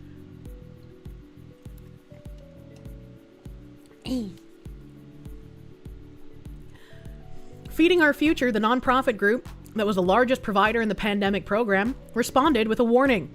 In an email, the group told the state agency that failing to promptly approve new applicants from minority-owned businesses would result in a lawsuit featuring accusations of racism that would be sprawled across the news. And this is how all of these DEI people work. Once again, think back to Kim Belair. You must go to a company's marketing manager and you must terrify them. You must strike fear into them that if they don't do what you want, there'll be social media campaigns calling them all sorts of things. This is exactly what they do. They hold you hostage so that you allow them to defraud you and take advantage of you and commit crime to enrich themselves and their own home country by threatening to call you a racist or other kinds of language. You have to make that word completely powerless at this point. Defending yourself from people defrauding you is not racist. Would never be racist. It doesn't matter what the skin color of the people defrauding you are, they should be held accountable. Feeding Our Future later sued the agency, which continued reimbursing claims and approving new sites in the months that followed. A report by Minneapolis' nonpartisan Office of the Legislative Auditor and the lapses that enabled the meals fraud later found that the threat of litigation and of negative press affected how state officials use their regulatory power. Once again, everyone on Twitter had been saying, like, woke is on the way out and, you know, we're winning and whatnot. And it's like, there are visible, tangible, small battles that have certainly been won, but the war is far from fucking over. And trying to treat people like, oh, it's all gonna be better now, when how many cases of this outside of Minneapolis and Maine do you think there actually are? This is going to need to be paid attention to for quite a long time for actual cries of we're winning to finally start happening. Reaching the end of the beginning, not the beginning of the end. Yeah, exactly. Phoenix DS, thank you. All coming back to holding your ideals against you is blackmail? Absolutely is. Kaysa Morgan, a Somali American who formerly worked as a fraud investigator for the Minnesota Attorney General's office, said elected officials in the state, and particularly those who were part of the state's Democratic-led administration, were reluctant to take more assertive action in response to allegations in the Somali community. There is a perception that forcefully tackling this issue might cause political backlash among the Somali community, which is a core voting bloc for Democrats, said Mr. Magan, who is among the few prominent figures in the Somali community to speak about the fraud. As a trial in the meals fraud case was coming to a close last summer, an attempt to bribe a juror included an explicit insinuation about racism, prosecutors said. Several defendants in the trial were found to have arranged to send a bag containing $120,000 to a juror, along with a note that read, why is it always people of color and immigrants prosecuted for the fault of other people? Again, you wouldn't be prosecuted if you were doing nothing wrong. Stop trying to call people racist when they call you out on your shitty behavior. They don't hate you because you're a Somali. They hate you because you're a shitty person. An underappreciated band. Huh? Mr. Thompson, a career prosecutor who served as interim U.S. attorney for several months this year and who declined to discuss his own political preferences, said he believed that race sensitivities had played a major role in the rise of fraud. As pandemic assistance was distributed, the state was also reeling from the killing of George Floyd by Minneapolis police officer in May 2020. Saint Floyd of the fentanyl, in his name we pray, amen. Fucking, I hate these people so much. He's not a saint. What is wrong with you? This was a huge part of the problem, Mr. Thompson said during an interview in the summer. Allegations of racism can be a reputation or a career killer. And this is exactly what I've been screaming about for like the past month or so. Republicans who have the ability to actually do shit about this, because I don't expect Democrats to ever break away from the everything is racist, everything is sexist, you have to call it out all the time, blah, blah, blah. Republicans need to stop caring about the optics. Once people in positions of power start saying, I don't care about you calling me racist. It's not racist to stop massive fraud from happening. And the fact that it's happening from one community is not the fault of racists. It's the fault of the people in that community. Once more politicians start speaking out about this and not caring about the optics, more average people can start doing the same thing without fear of losing their jobs. Why is it that we're almost a fucking decade past the death of that guy and his name stays on the tip of their tongues? It's crazy to me. And again, the disingenuous fucking liars who want to do nothing but damage people and harm you with accusations of racism will say that I'm mocking George Floyd's death by that because they're, again, malicious liars. They're not dumb enough to not understand I'm mocking the people trying to induct George Floyd in sainthood. They understand that. But it does more harm to call me a racist making fun of George Floyd instead. You'd mock it and them. He was killed by assault fentanyl. You need some common sense fentanyl control. Mr. Waltz, Minnesota's second-term governor who gained national attention last year as Kamala Harris's running mate in a White House bid, said this week that claims of racism did not hinder his administration's response to fraud. Yeah, that's just a fucking lie. I just don't believe you, retard Waltz. Mr. Waltz has said that his administration may have erred on the side of generosity during the pandemic as the state pushed out large sums of money quickly, seeking to keep Minnesotans housed, fed, and healthy. The programs are set up to move the money to people, Mr. Waltz said in an interview. The programs are set up to improve people's lives, and in many cases, the criminals find the loopholes. Mr. Waltz, who is seeking a third term next year, if he gets reelected, like, that state is just fucking done. And I fully expect him to get reelected. You don't elect people like that governor lady in Virginia I never remember the name of, and Jay Jones as AG in Virginia, without a massive, just retarded voting block. And maybe a little suspicious activities. But I fully expect Mr. Waltz to win his third term. If he doesn't, I will be very, very surprised. It will be a very pleasant surprise, but I don't expect it. It's your job to prevent the freaking loopholes. But what could he do? He's just the poor little governor. Mr. Waltz, who's seeking a third term, has created a new task force to pursue fraud cases, making it easier for state agencies to share information with one another, and announced plans for new technology, including artificial intelligence tools, to spot suspicious billing practices. Yeah, but artificial intelligence tools are also supposed to be used for mitigating unconscious bias. So what are the chances that the artificial intelligence tools that you're using to detect fraud will detect that the fraud is from a person of color and then choose to treat it differently? Because I have no faith in any of you freaks anymore. The message here in Minnesota, Mr. Waltz said, is if you commit a crime, if you commit fraud against public dollars, you're going to go to prison. Fraud has already become a central issue in a competitive governor's race. Lisa DeMuth, a Republican and current Minnesota House Speaker, accused the governor of raising taxes while letting fraud run wild, in a video announcing her bid to replace Mr. Waltz. In recent months, Mr. Waltz's administration began shutting down the housing program altogether, acknowledging that it was riddled with fraud. That's really interesting that in recent months they've decided to shut down a housing program, considering the national housing program under the FHS has stopped paying for people's mortgages who couldn't pay them. That's really interesting that these two things happen to coincide with one another. Last month, the state hired an independent auditor to review claims from 14 other Medicaid-funded programs that the state said were at high risk of fraud.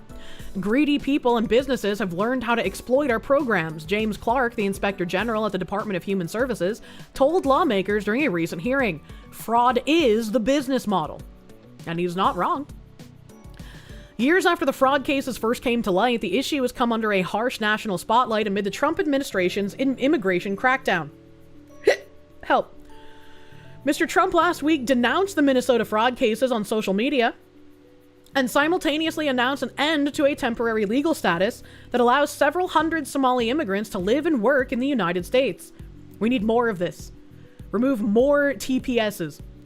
His comments followed a report this month in the Manhattan Institute's publication, City Journal, in which Ryan Thorpe, a reporter, and Christopher Rufo, a conservative activist, said that money from Minnesota's fraud was funding Al-Shabaab, a terrorist organization in Somalia. That claim emerged in 2018, but there has been no solid evidence to substantiate it, and none of the federal fraud cases have featured a link to terrorism. I do believe we covered the funding to Al-Shabaab on a previous stream, and I do remember going through some of the, paperwork they had. TPS reports. V Jammin', thank you. You hear that Hassan Piker's favorite activity at parties while at Rutgers was going into rooms looking for unconscious women to surprise snuggle? You can't just say stuff like that without evidence, because that's like a really damaging thing to say without any evidence whatsoever. And as much as I dislike Hassan Piker, I do not want to put any kind of false information out into the atmosphere. So please don't say shit like that if you do not have evidence of it, you know? Monya. We covered fucking Jubba. Yeah, we covered fucking Jubbaland, dude. Come on, man. It's a statement from some of his former frat brothers. I would have to see it, you know? I would have to see it. Anya Munya. Where was I? Over the last few days, in response to the shooting of National Guard members in Washington, Mr. Trump has again spoken of Somalis in Minnesota, saying they were ripping off our country. In Minnesota, Mr. Trump's remarks deeply unsettled Somalis. I don't fucking care! Why would I fucking care if it deeply unsettled them? You know what deeply unsettles me? American tax dollars being used to fund Somali revolutionary wars. That's what bothers me. I hate it when the CIA does it, and I hate it when foreign nationals do it. Dozens came to a Somali mall in Minneapolis over the weekend for a potluck and interfaith gathering, where faith leaders decried Mr. Trump's statements. And in a news conference on Monday, Democratic elected officials pointed to contributions Somali leaders have made to Minnesota's political, economic, and cultural spheres. I doubt it. Several Somali Americans serve in the state legislature and other offices, while others have been honored for their entrepreneurship.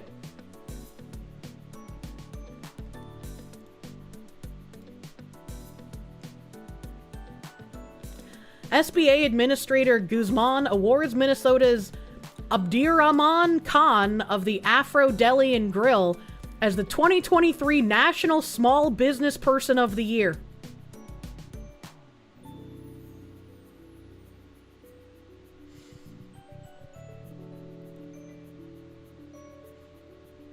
It's all right, Chad. I gotta keep my blood pressure low. We're just gonna move on. We're moving on. We do not blame the lawlessness of an individual on a whole community. Representative Ilhan Omar, a Democrat who was born in Somalia and whose district includes Minneapolis, told reporters, "When is something going to be done about Ilhan Omar, who committed immigration fraud? How is someone who committed immigration fraud allowed to continue being a sitting representative of the United States? How is someone born in Somalia able to be a sitting representative of the United States? That should not happen." Did he happen to work in children's mental health care? Mr. Bob, I'm not going to say your name with my Bostonian accent, but thank you, Mr. Bob, for that gift sub. Thank you, Mr. Bob. Your name is terrifying for me. Take your blood pressure before stream and after. Artemis Kane, thank you. There's a rumor going around that Kirsche enjoys the smell of beans. You have no proof, though. I mean, I like baked beans. I don't really know if I like the smell of them, but they taste good. It's the government, nothing ever happens. Yeah, right? Somali residents were initially concentrated in a neighborhood near downtown Minneapolis with high-rises and Somali-run restaurants and shops, but over the years, many have moved to the suburbs and elsewhere in the state. Their experiences have been challenging at times, as many in the community contended with poverty, unemployment, and language barriers. In recent years, some Somali Americans say the community has been broadly blamed over crime and links to terrorist groups. I mean, when there's fire in the kitchen... Few episodes have left fissures as deep as the fraud scandal. Ahmed Samatar, a professor at Macalester College who is a leading expert in Somali studies, said a reckoning over the fraud and its consequences for Minnesota was overdue. American society and the denizens of the state of Minnesota have been extremely good to Somalis, said Dr. Samatar, who is Somali American. Dr. Samatar said that Somali refugees who came to the United States after their country's civil war were raised in a culture in which stealing from the country's dysfunctional and corrupt government was widespread. Minnesota, he said, proved susceptible to rampant fraud because it is so tolerant, so open, and so geared towards keeping an eye on the weak. Others in the community have criticized steps state agencies have taken to tighten oversight of programs. The Minnesota Somali Community Center, a nonprofit organization that provides resources to Somalis, recently issued a statement saying that many social services providers were now at risk of closure and feeling criminalized and intentionally targeted. Hot take. There shouldn't be social services providers distributed based on race or ethnicity. If you have a social services provider, it should be for everyone in that area. Still, other Somali Americans who have nothing to do with social service agencies said they have come to feel under siege amid all the fraud allegations and political accusations. The actions of a small group have made it easier for people already inclined to reject us to double down, said Abdi Mohammed, a filmmaker in Minneapolis. The broader Somali community, hard-working, family-oriented, deeply committed to Minnesota, is left carrying that burden. They made social services racist. They took our charity and then shit on it and then laughed and then stole more. Yeah, I don't really care, Mohammed.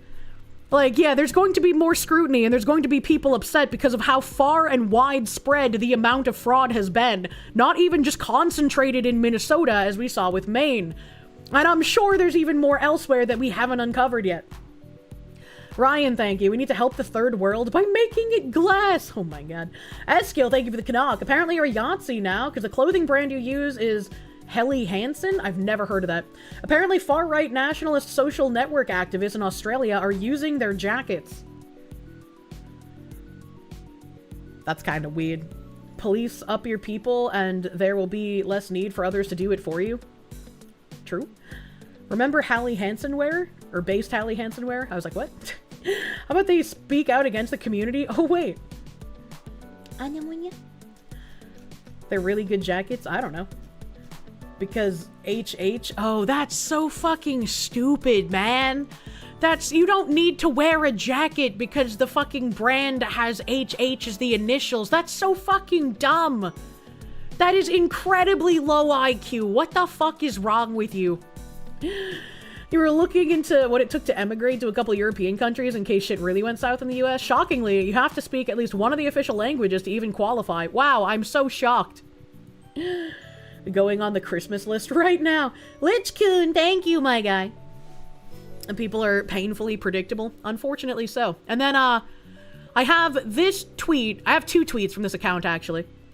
The tweet is the Minnesota Department of Human Service employees. It says, we are over 480 current staff of the Minnesota Department of Human Services with pride and commitment towards our work with goals of public transparency. And obviously this is just some random account, but I do know someone who works for the Minnesota government, and they have said that this is a legit account. So I'll have to have you guys give me a just trust me, bro, that I have a source in the Minnesota government that told me this is legit. You literally just saw this on Twitter. Tim Waltz is 100% responsible for massive fraud in Minnesota. We let Tim Waltz know of fraud early on, hoping for a partnership in stopping fraud, but no, we got the opposite response. Tim Waltz systematically retaliated against whistleblowers using monitoring, threats, repression, and did his best to discredit fraud reports. Instead of partnership, we got the full weight of retaliation by Tim Waltz and certain DFL members and an indifferent mainstream media. It's scary, isolating, and left us wondering who we can turn to. In addition to retaliating against whistleblowers, Tim Waltz disempowered the Office of the Legislative Auditor, allowing agencies to disregard their audit findings and guidance. Media and politicians supporting Tim Waltz for the DFL agenda attacked whistleblowers who were trying to raise red flags on the fraudulent activities. This is a cascade of systemic failures leading up to Tim Waltz. Agency leaders appointed by Tim Waltz willfully disregarded rules and laws to keep fraud reports quiet, even to the extent of threatening families of whistleblowers. These same leaders are not qualified for their jobs, instead getting leadership jobs via Tim Waltz's friendship, so state government were left floundering. DFL lawmakers refused to acknowledge fraud and deflected any serious conversation to stop fraud. Biased mainstream media such as WCCO and NPR showed absolutely no interest in covering fraud happening in our own state. Programs, especially in behavioral health and disability services, were built without any guardrails against fraud, all in an attempt to extract more funding from legislature and the federal government. It's really interesting how, once again, politicians have stopped working for the people. And not only are they directly opposed and working against the best interests of the people, they no longer even want to get into government under the pretenses of doing anything for Americans. They want to get in and they want to destroy the way that Americans live. They want to destroy the American way of life. And they want to stay in office as long as possible in order to enrich themselves off of the backs of taxpayers. It's incredibly frustrating that it is like this. As staff, we firsthand witnessed and observed fraud happening, yet we were shut down, reassigned, and told to keep quiet, sometimes more. Leadership did not want to appear to discriminate against certain communities and were unwilling to take action, such as stopping fraud, that would have had an adverse impact on their image. To date, no single agency leader has been held responsible for their role in fraud, whether it's Shiren Gandhi, Jess Gailey, Jody Harpstead, Natasha Mertz, Eric Grimdahi, or others. It is a structure created and maintained by Tim Waltz, who has created an environment of interrelated agencies and institutions, including the media, that help foster fraud through retaliation and turning a blind eye in exchange for political gain in the form of high-power agency leadership jobs or other perks. Fundamentally, Tim Waltz is dishonest, lacks ethics and integrity, has poor leadership abilities, and has never taken any accountability for his role in the fraud. Instead, Tim Waltz deflects by blaming national policies for his own failings, and distracts the public with inveterate lying. These lies include his reference of a budget surplus under his tenure. Fact is, Minnesota never had a surplus. We had been given federal ARPA funds that were conflated as surplus money otherwise. We'd be in a deficit. And those ARPA funds, which were meant to be temporary funds, were used to create more leadership positions for Tim Waltz's buddies. As such, we can't fight fraud in Minnesota alone, hence why we're appealing to the federal levels of government. We need all the help we can get, as Tim Walz's agency leaders have upped their brazen approach in covering up their knowledge of fraud. We are grateful to numerous solid politicians, especially the Fraud Committee, and media outlets who are trying to halt fraud. We're also grateful to other whistleblowers who are bravely stepping up. Thank you, New York Times, for bringing the plight of Minnesota to the national stage. It's really scary when you think about Tim Walz just appointing people who are willing to either lick his boots or people who are friends with him. And especially when you think about how DEI is such an embedded practice to a lot of these Democratic politicians, that if you hire certain people and you just call it DEI, anyone who is against it is automatically branded a bigot or a racist. So if you're doing like friendly tit-for-tat insider trading hiring, but you disguise it in the DEI policies, nobody can criticize it. Even if you're not hiring on the already racist tenets of DEI, if you're doing this to commit fraud regardless, that is a very easy way to just get everybody to shut the fuck up. The entire leftist ethos makes corruption trivially easy. It does. It really does, and it's very unfortunate. GS Wolfwood, thank you. Perhaps decimation might work on these politicians. Imagine. Jaeger Coghart, thank you for the sex. Great, now you're gonna get called a 1930s nationalist socialist for wearing a Helly Hansen jacket your mother gave you as a Christmas gift. I've never even heard of the brand.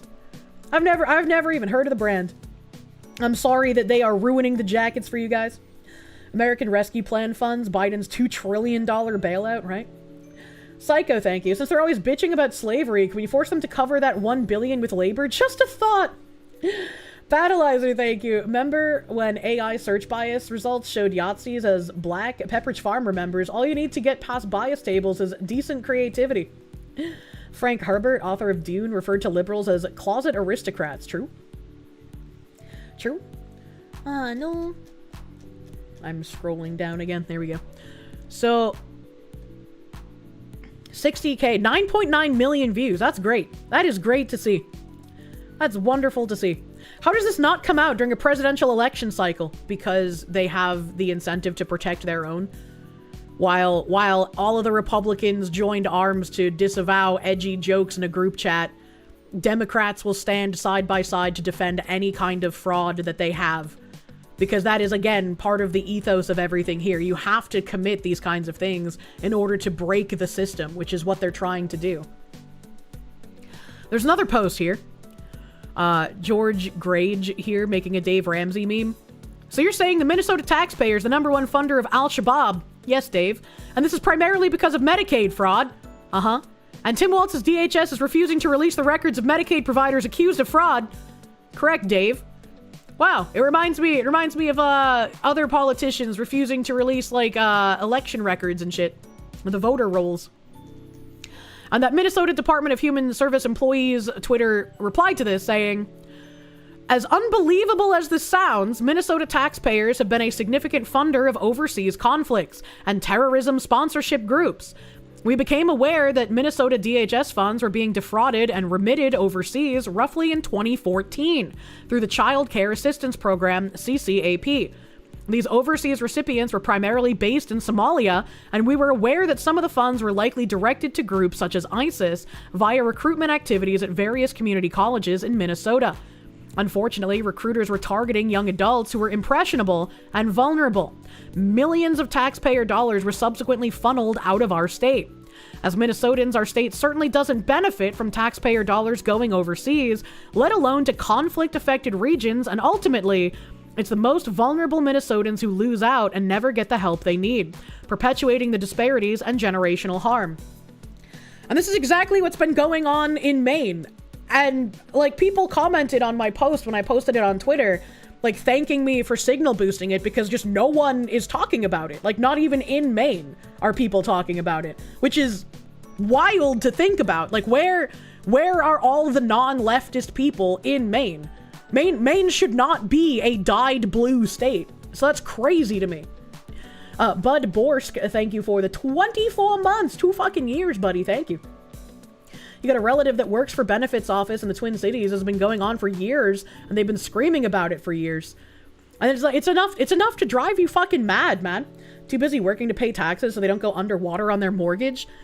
It makes me wonder, right? Like, a couple of the Republican representatives I've seen in New Hampshire, I'm like, you're not a fucking Republican, bro. I wouldn't even call you a rhino. You're literally a Democrat that switched parties in an attempt to pretend that we have any sort of competition in the district that you're trying to represent. You're a Democrat just wearing a red label. And I'm wondering if something similar is going on in Maine, where Democrats realized, hey, people are so retarded that they'll just see the R and think I'm a Republican, but I'll say the exact same thing as the Democrats, because that's what I am. Jesus fucking Christ, we're only 2 hours in, and you already have a mighty need. We're 2 hours in already? Jesus Christ, I didn't realize it had been so long. Jesus Christ. And I had another tab on Minnesota stuff. Hold on a second. Let me switch over. Anytime you see horrible government programs like this, you can't help but think of the quote.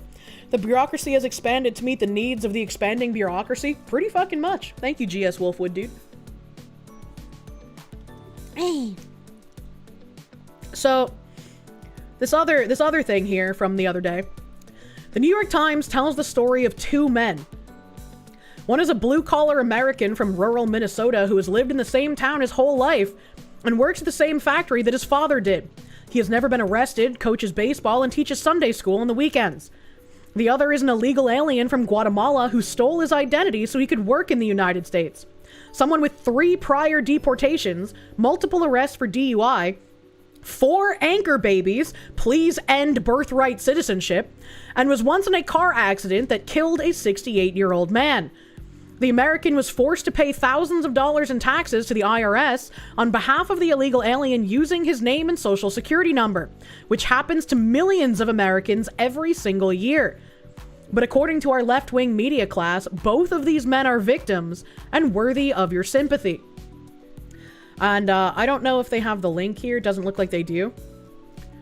So I'll have to bring up this article here. But 2 men, 1 identity. They both paid the price. Thousands of undocumented workers rely on fraudulent social security numbers. One of them belonged to Dan Kluver.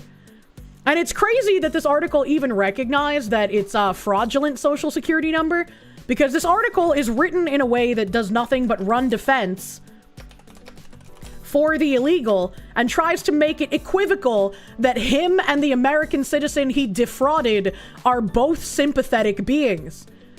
These people are insane.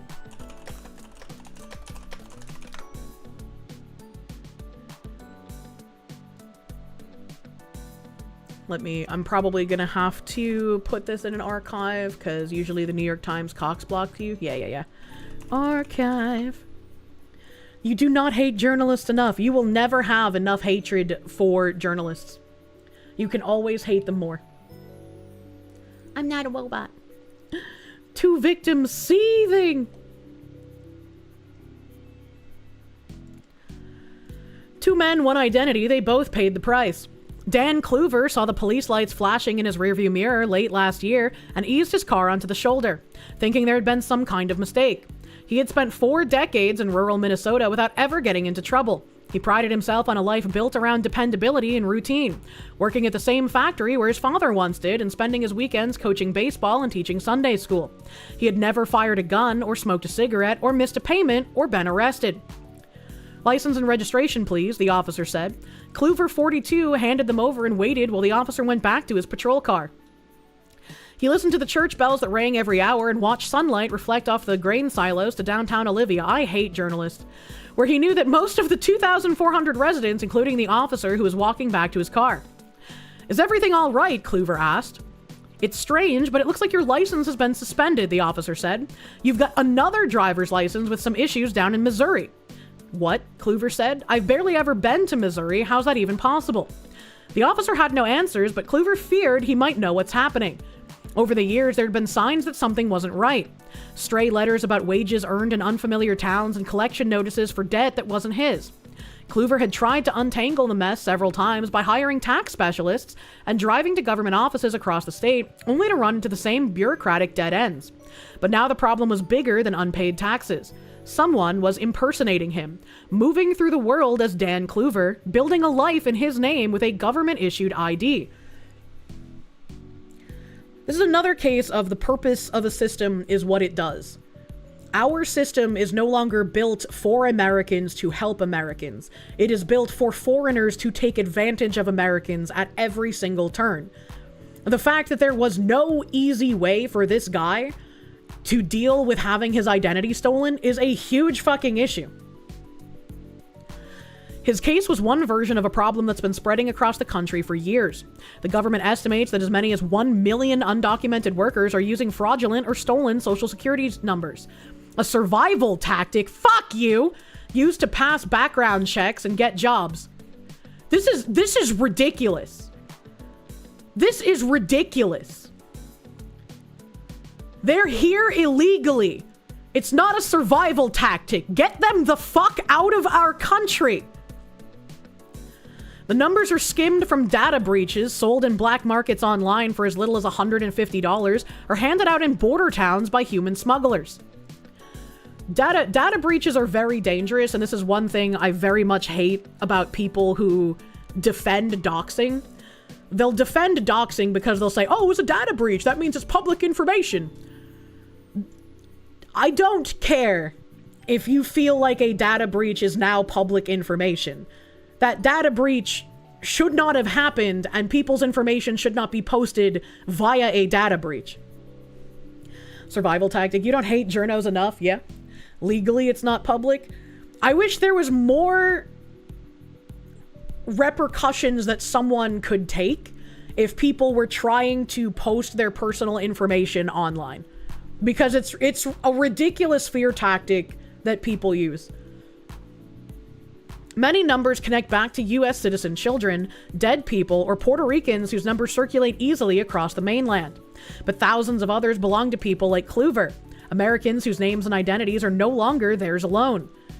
The police officer sent Kluver home with a warning, and he sifted through filing cabinets with his wife, Christy, searching for clues about the other Dan Kluver. His social security card was safely locked away alongside the birth certificates for their 3 children. He'd never been robbed or even lost his wallet, but there was his number, printed on a W-2 from a leather factory in a town he'd never visited. He traced 15 years of records and found more tax documents listing unfamiliar jobs at a cement plant in Kansas, a paper mill in Tennessee, a construction company in Ohio, a cereal factory in Nebraska, and a dog food plant in Missouri. And I would like to remind people that this is about 2 men. This is an illegal immigrant who has committed identity fraud against this man, and somehow being here illegally and committing this kind of fraud was able to get a job in like 5 or 6 different states. How do they think you're getting between all these places? Christy asked. It's eerie. It's like I've lost all control over who I am, Kluver said. Some years, the other Dan Kluver had earned more than his own salary at a local sugar beet factory, which pushed the total income under his social security number into a higher tax bracket as the debt started to mount. Twice, he'd contacted law enforcement and filed an identity theft report with the federal government, where it landed in a pile along with tens of thousands of similar reports filed each year. He waited for relief while the IRS docked his annual tax returns and garnished a few of his paychecks, costing him thousands. Finally, a few months before their wedding in 2012, Christy decided to pay off the balance, emptying her savings and sending in a check for $6,000. Their relief lasted until the next tax season when a new bill arrived, this one for $22,000. The fact that this person is here illegally, stole this man's identity, is claiming money, and somehow is not being affected by having to pay these massive fines because all of the fines are going to the real Dan Kluver, is a level of criminality that I can't even fathom. Like, the man that did this, I don't want him deported. I want him working to pay off the Kluvers until he can get deported. I want him to pay back everything this family had to lose because of his shitty fucking actions. They spent the next decade living with the consequences, annual tax audits, budgets that never added up, whispered arguments after the kids went to bed. Kluver kept calling government numbers and waiting on hold until he eventually resigned himself to a payment plan. He agreed to send the IRS $150 each month, which he'd done more than 35 times. I can't keep obsessing over this and getting nowhere, he told Christie. I need to think about something else. He kept his radio at the factory tuned to sports talk, but lately it was interrupted by news segments about immigration raids and border lockdowns. President Trump was promoting Operation Take Back America, a nationwide campaign to root out undocumented workers using fake IDs. Kluver, a registered Republican, rarely paid attention to politics, but he began to wonder if his case might finally be a priority, and if he could reclaim what belonged to him. And in this regard, Kluver is part of what is wrong with Americans in general. He didn't want to pay attention to anything regarding politics, and he was severely harmed for years because of his inability to pay attention to politics. If he had been more tuned in, if he had been paying more attention, he might have been able to do more than he already was. He might have been able to make more of a fuss than he was already doing. He might have been able to go to local politicians and get them to escalate the case that was happening. Maybe more instances of fraud in his local community could have been taken care of, if only he had just paid attention and tried to do more. And it's like, that sounds like victim blaming, but it's just like, you can't tune out of politics until they start caring about you. Because once politics start caring about you, you're already going to have been facing massive fucking repercussions for not paying attention. I want some iced tea, chat. I want some iced tea in a can, man. To be fair, it sounds like Kluver also needed to pay attention to his tax documents. I mean, he did say he paid attention to his tax documents and he tried filing for like identity theft stuff, but it wasn't going anywhere. He needed to be more politically active and get involved with lowing state reps and trying to get things escalated. Should he have to do that? No, because the illegal shouldn't be here to steal his identity in the first place. But this is the same logic behind, like, you carry a gun for self-defense, not because you want to use it. Why would the IRS let him not pay for taxes he owed? What do you mean? Tea's delicious. Might need to get a second citizenship somewhere else if the US government's this bad. A few weeks after he was pulled over, he drove to the police station in Olivia to submit another affidavit for identity theft. Someone has stolen my ID for working purposes, he wrote. It's been happening for 15 years. There's another me out there. Can we find him? He had lived under enough names and numbers in the United States that they started to blur together. Vincent Trujillo, Ronaldo Guerra, and then, for more than a decade, Daniel Kluver. The name he used until he could barely remember what it felt like to exist as himself. Romero Perez Bravo, 42, a Guatemalan immigrant who had spent most of his adult life working under borrowed identities. He deserves zero sympathy. He shouldn't have been here for this long. He should have been deported, and I don't give a shit about his crocodile tears. By the start of 2025, he was preparing for another graveyard shift in St. Joseph, M.O., Missouri, lacing his work boots in the darkness of his drafty rental while his wife and 5 children slept. He packed their school lunches for the next day, drove to the dog food factory, and gathered with his co-workers to say their nightly prayer. Then he swiped his badge to begin another 12-hour shift as Daniel Kluver, sinking deeper into an identity that wasn't really his own. I don't care! I don't care! He shouldn't have been here. He committed multiple crimes. He irreparably harmed an American family, and his wife and 5 fucking children should be deported with him. They should also not be here. They're still trying to elicit sympathy for him. Fuck off article. Yeah. Daniel, his boss always shouted, taking attendance before they went out to their lines. Here, he said. Perez Bravo had come to the United States for the first time at 16 to help earn money for his family. No! No, you do not come here to help send money back home. He should not have been here in the first place. We are not an economic zone. We're a fucking country. Traveling alone to join his father in Marshall, Minnesota? Fuck. Marshall, Minnesota. He hiked out of the Guatemalan highlands, rode atop a freight train for 3 weeks across Mexico, nearly drowned in the Rio Grande, and took a Greyhound to Middle America, where life somehow felt harder. And these people would not be making these dangerous journeys if we would stop giving them any kind of sympathy and benefits when they get here. He slept on a couch in his father's apartment and enrolled in high school despite speaking almost no English. So you're saying he took a spot from an American student in a high school, or he added to the overcrowded classrooms where there's not enough teachers to deal with the amount of children per classroom, and so each child gets less attention from the teacher, thus pushing down averages all around of what students are capable of. Understandable, have a nice day, he shouldn't have been here. Then he began to look for a job, but no one would hire an underage worker without papers. Eventually, a turkey processing company offered him a position if he could provide an ID to satisfy the government-required I-9 form.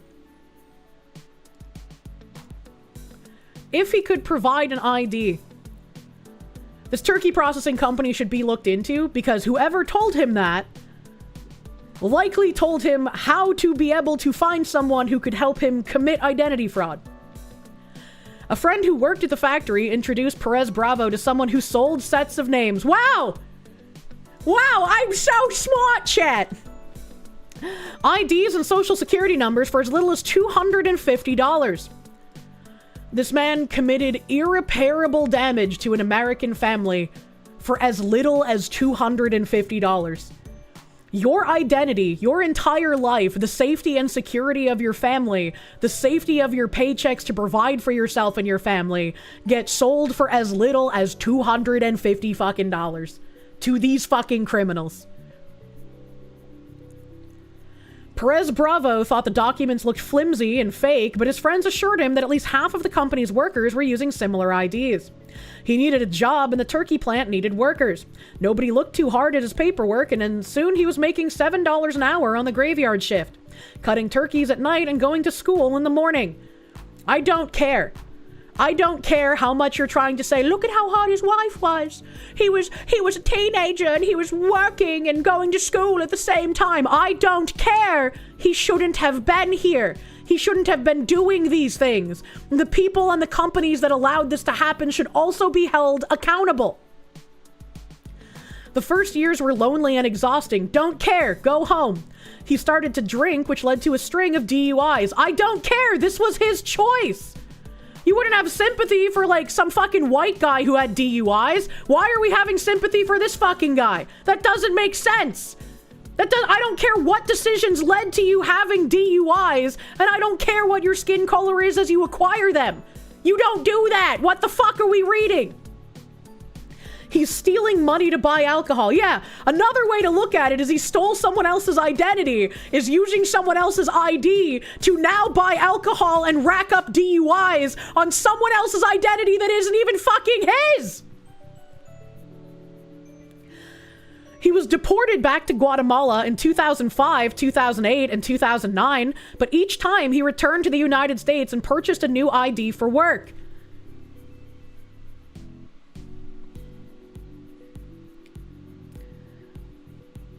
If I say what I think should happen to the journalist who wrote this article, I would be arrested. Some of the social security numbers were connected to child support or other debts, which meant his paychecks were garnished. Oh no, this poor guy. The social security numbers he was stealing also belonged to delinquent people, and thus he was having to pay for some of their actions. That means it's okay when innocent Americans have to pay for his actions. That just makes sense. Others were flagged as suspicious by HR departments. He sought out new documents from the black market, sending a few text messages and then meeting a middleman on a street corner in Nebraska to pay in cash. This time, the social security card was for Daniel Kluver. Perez Bravo didn't know if that person was fake or dead or a victim of identity theft or somehow in on the scheme, but the number worked at a succession of factory jobs across the Midwest. Because he doesn't care! He doesn't care how many people he hurts or how many lives he affects because he's a selfish individual. He came into the country illegally under false pretenses as a crime. Why would you expect any different behavior from someone that does that? I hate these people. Board DevOps, thank you. This guy can afford multiple fake identities. You can barely afford your real one. Yeah, exactly. Exactly. In on the scheme, there's no benefit to having your social security number stolen. It doesn't make any fucking sense, man. Like, millions of undocumented immigrants, illegals. They are illegals, and they need more undocumented deportations. Fuck you.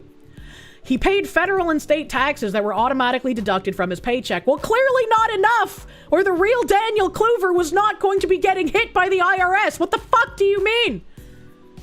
To Perez Bravo, that meant he was contributing thousands into a social security fund from which he would never collect, and nor should he ever be able to. He should be deported.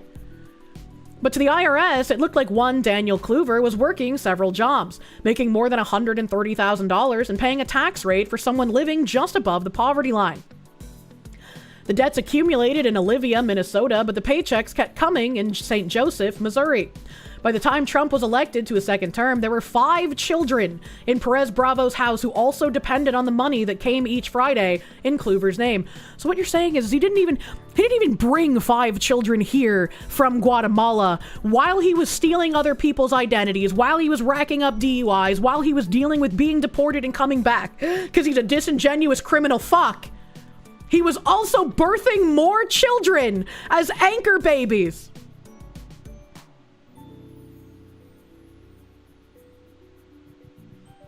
Chat, I am glowing red as the steel a blacksmith is hammering on his anvil.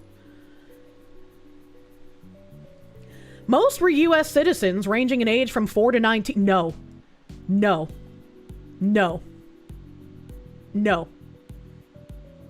If you come to the United States and you shit out a baby, that anchor baby, I don't care if on paperwork it says it's a U.S. citizen. We need to get rid of birthright citizenship. You are a parasite. Nothing more. Who answered his Spanish with English and hosted birthday parties at Olive Garden. I don't care. Why are you telling us this? Perez Bravo wanted to live and work under his own name, so he signed up for extra shifts and stacked overtime until he could afford to hire an immigration lawyer earlier this year. I hate immigration lawyers because all they do is try to keep more of these parasites here. If you came here illegally, you need to be deported. This man was deported 3 fucking times and came back. This is diametrically a person that should have 0 path to citizenship. And when his immigration lawyer brings him to an immigration hearing, ICE should gather up him, his wife, and his illegitimate children and kick them all the fuck out. He paid $4,000 up front only to learn that the pathways to citizenship were essentially closed under the Trump administration for someone with a history of DUIs and deportations, even if he'd stopped drinking and kept his record clean for the past 15 years. 15 years you shouldn't have fucking been here. I'm glad that the Trump administration actually did something to block pieces of shit like you. He should have filed legally 25 years ago. All I do is take care of my family and go to work, he told his lawyer. Is there no way to fix this? All you do is take care of your family and go to work. All you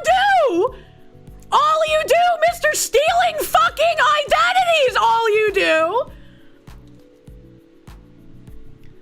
The situation right now is very complicated, the lawyer said. His brother-in-law had already been pulled over on his way to work and detained as part of Operation Take Back America. This is what I voted for. 3 other Guatemalan families had disappeared from church. Good. The governor had ordered the local police to assist ICE in making arrests, and Missouri was turning some of its county jails into immigrant detention centers. I can only get so erect before you make me angry again. A group of far-right activists, fuck you, I hate journalists, in St. Joseph had organized a tip line where people could report neighbors who they suspected were in the country illegally. Based group of people. That's not far-right, that's Americans. That is just how everyone who is an American should fucking be. Why do you want to keep criminals here? Perez Bravo called them the hunters, and increasingly he felt like prey, living close to the ground. He stopped going for evening walks to the park with his 4-year-old son. He drove back roads into work. He turned down promotions that would have required extra paperwork, and then cashed his paychecks each Friday rather than risking the record of a bank account. You know where you wouldn't have to do that? Guatemala, where you're from, where you should be, where you should get deported back to. He spent 4 nights each week at an immigrant church on the outskirts of downtown. It was one of the few places in the United States where he felt safe enough to go by his own name. Hey, Hey, can we get that group he calls the Hunters? Can we have them figure out which church is the immigrant church? So that they can tip up ICE on where to go for mass arrest? Can we do that? We gotta figure out where that church is, man. One of the pastors has started a text messaging group, and each day the congregation shared a new mix of prayers and precautions. Stay away from Walmart today, one person wrote. I heard about a raid. Lots of activity, someone else responded. Everybody okay. I'm home, Perez Bravo told the group, trying to survive. You're not home, and you won't be home until we kick you the fuck out back to Guatemala. That's where your home is. By now you've heard enough. Fuck his backstory. Get him out or make him work back the money he stole. He absolutely needs to pay restitutions to the Kluver family. Like, zero ifs, ands, or buts about it. I don't care how poor he is. I don't care what kind of raid to, like, flip over his mattresses and find where he's hiding the money needs to be done. That needs to be paid before he's deported. Blood Dancer, thank you. Here's a relaxing butter dog before you have a stroke. Thank you.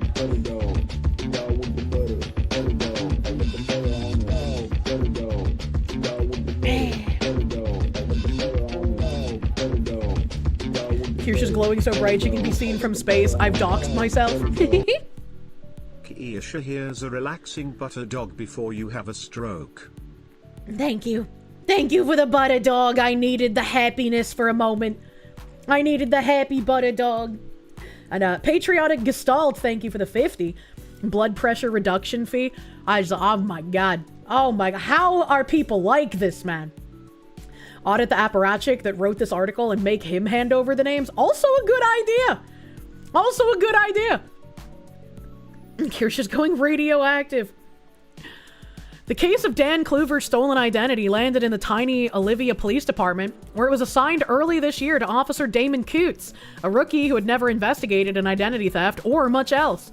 He'd only recently accepted his first policing job in his wife's hometown, the self-proclaimed corn capital of the world. Some nights he was the only officer on duty, and he was expected to handle everything, from traffic infractions to farming disputes to complex investigations. So he asked Kluver for some paperwork and started digging. His online searches turned up dozens of results in Kluver's name in government databases, a string of addresses in St. Joseph, Missouri, car titles, work authorizations, and insurance forms. Within a few weeks, Coots had assembled a full binder of evidence, including a photo of a Missouri driver's license. Kluver studied an image of the ID, his own name printed alongside a photo of a stranger. Brown eyes, neat goatee, a friendly smile.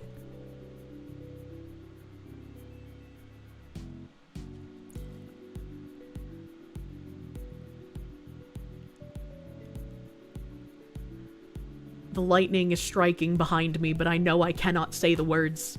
I'm like the MMO goblin in me just wanted to fucking blurt it out, but you can't say to keep yourself safe anymore. Who is he? Kluver asked. That's what we're trying to figure out, Coots said. He passed the case along to the St. Joseph police, who brought in federal agents from the Department of Homeland Security. The detectives started to investigate, updating Kluver every few days as they traced the other Dan Kluver's routine, from his house to his church to his job at the dog food factory. They learned he was an undocumented immigrant from Guatemala. He worked 60 or 70 hours each week.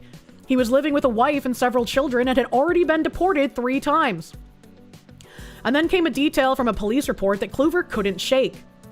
In the summer of 2022, the other Dan Kluver had been driving to work in St. Joseph when the serpentine belt broke in his car, causing him to lose control at a red light and collide with a grandfather and his 9-year-old granddaughter as they rode on a motorized tricycle. The girl sustained minor injuries, but the 68-year-old man flew off the bike, broke his pelvis in 2 places, struck his head, and died. Considering how many DUIs and deportations this guy racked up, I'm wondering if the journalist is, again, running more defense for this piece of shit by saying, oh, it was just an accident. He just lost control of his car. It wasn't a DUI. The driver stayed on the scene, praying and cooperating with the police as he handed over a license and registration for Dan Kluver. He was cleared of any wrongdoing. The crash was ruled an accident, but the victim's family had filed a wrongful death lawsuit, with Kluver listed as the defendant. It just keeps getting more unbelievable, Kluver told Christie. I can understand doing whatever you have to do to provide for your kids, but now somebody's death is attached to my name. And it could have been worse, she said. What if he was violent? What if he was a terrorist? Christy was a nurse practitioner at a nearby hospital where she often treated patients whose IDs didn't match their medical records. Some days, it was part of her job to untangle identities through an interpreter. I'm so tired of dealing with a broken system. Oh god, that reminds me. I was watching a TV show through completely legal means. And the TV show is set like... How do I describe this? It's like a supernatural, spooky kind of TV show. I guess the way it was explained to me was kind of like Stranger Things. And so it takes place in a small town in like Iowa or Idaho or some shit. And then it also takes place in Haverhill, Massachusetts. And I was like, hey, I know that place. And I was watching it, and in Haverhill, there's like this really bitchy chick that lives with her parents who are always fighting, and her dad is like cheating on her mom. And I was like, yeah, that sounds like Haverhill. But but the mom is like, I clean houses for a living, and there's illegals here taking my jobs, and I can't make as much money as I used to because the wages are so low, and I'm just so sick and tired of having all of my jobs taken by these illegals. And the father goes, I can't believe you would be so full of hatred. You don't sound like the woman I married. How could you talk like this? We need to provide for people. And I was like, that doesn't sound like Haverhill. That does not sound like a man from Haverhill, Massachusetts. You'd lose power steering without a serpentine belt, but you wouldn't lose control. I don't know. I was just like taken aback. Because so fucking often when I've watched like a modern TV show, it's always the woman who's just like, we have to do something about these criminals. And it's the man who like soys the fuck out. And he's like, no, how could you say that? I thought you were a kind, loving woman when we started dating or when I married you. How could you speak like this about people that we should be helping when we have the resources? And I'm like, this is a complete fucking inversion of reality. Like, yeah, there's a lot of those cuck men that exist, but how is this like every single dynamic in every single TV show? I'm losing my fucking mind. Your response would have been, babe, I can't be so horny right now. Right? It's millennial progressive writing cringe. It's by design. But like, what design? Who is this helping? Because, like, no one sees women as, like, the paragons of talking about we need more deportations. No, like, where is this coming from? They secretly hate women. I mean, they do say that white women are part of the Nazi regime, and it typically is a white woman saying these things in the TV shows. Propaganda, they're normalizing cucked men. It's not helping anyone. I guess, man. Manufacturing consensus. Same, that would be horny wife talk, get him out. Oh my god. It's just like, babe, talk dirty to me. It's like, I want to help you deport hundreds. Maybe this is the anti-white woman propaganda? Fucking maybe. I don't know, dude. Isengard, thank you. Driving under the influence felony? Nah, deliberately undertaken intoxicated fatality. Baja Cat, thank you. Your blood pressure is spiking so high listening right now, but you swear to God you'll stroke out during stream if this guy starts feeling bad for this criminal. If that Dan Kluver guy starts feeling bad for the criminal, I'll lose my fucking mind. I will lose my fucking mind. Battleizer, thank you. Simple. If they shout that trope loud and long enough, guys might believe it. I mean, it's not a trope. It's not like you're gonna find a gajillion billion women's and like if you go out in the dating pool and you expect, oh, all white women are based and are gonna advocate for deportations, you're gonna hit up against that liberal wall really fucking quick. So like I just don't understand. Is it like some people in Twitch chat said where they're fucking trying to counter signal that like, oh, white women are the devils? You know, I don't know. I don't fucking know. DMs? Anya? Oh, okay. Oh, okay.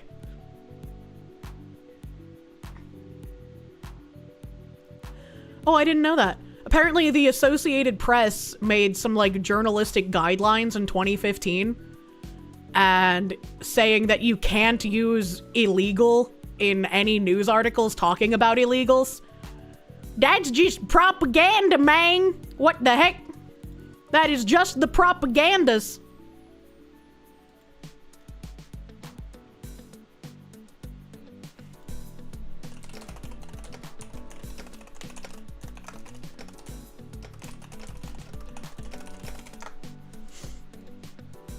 The dude, thank you for the 6 months of proom. Thank you for prooming. That explains why the shit is everywhere. Fucking change it, yeah. Yeah, that's a little wild. I didn't know that. I didn't know that. Thank you for posting source zizzles. Cucks.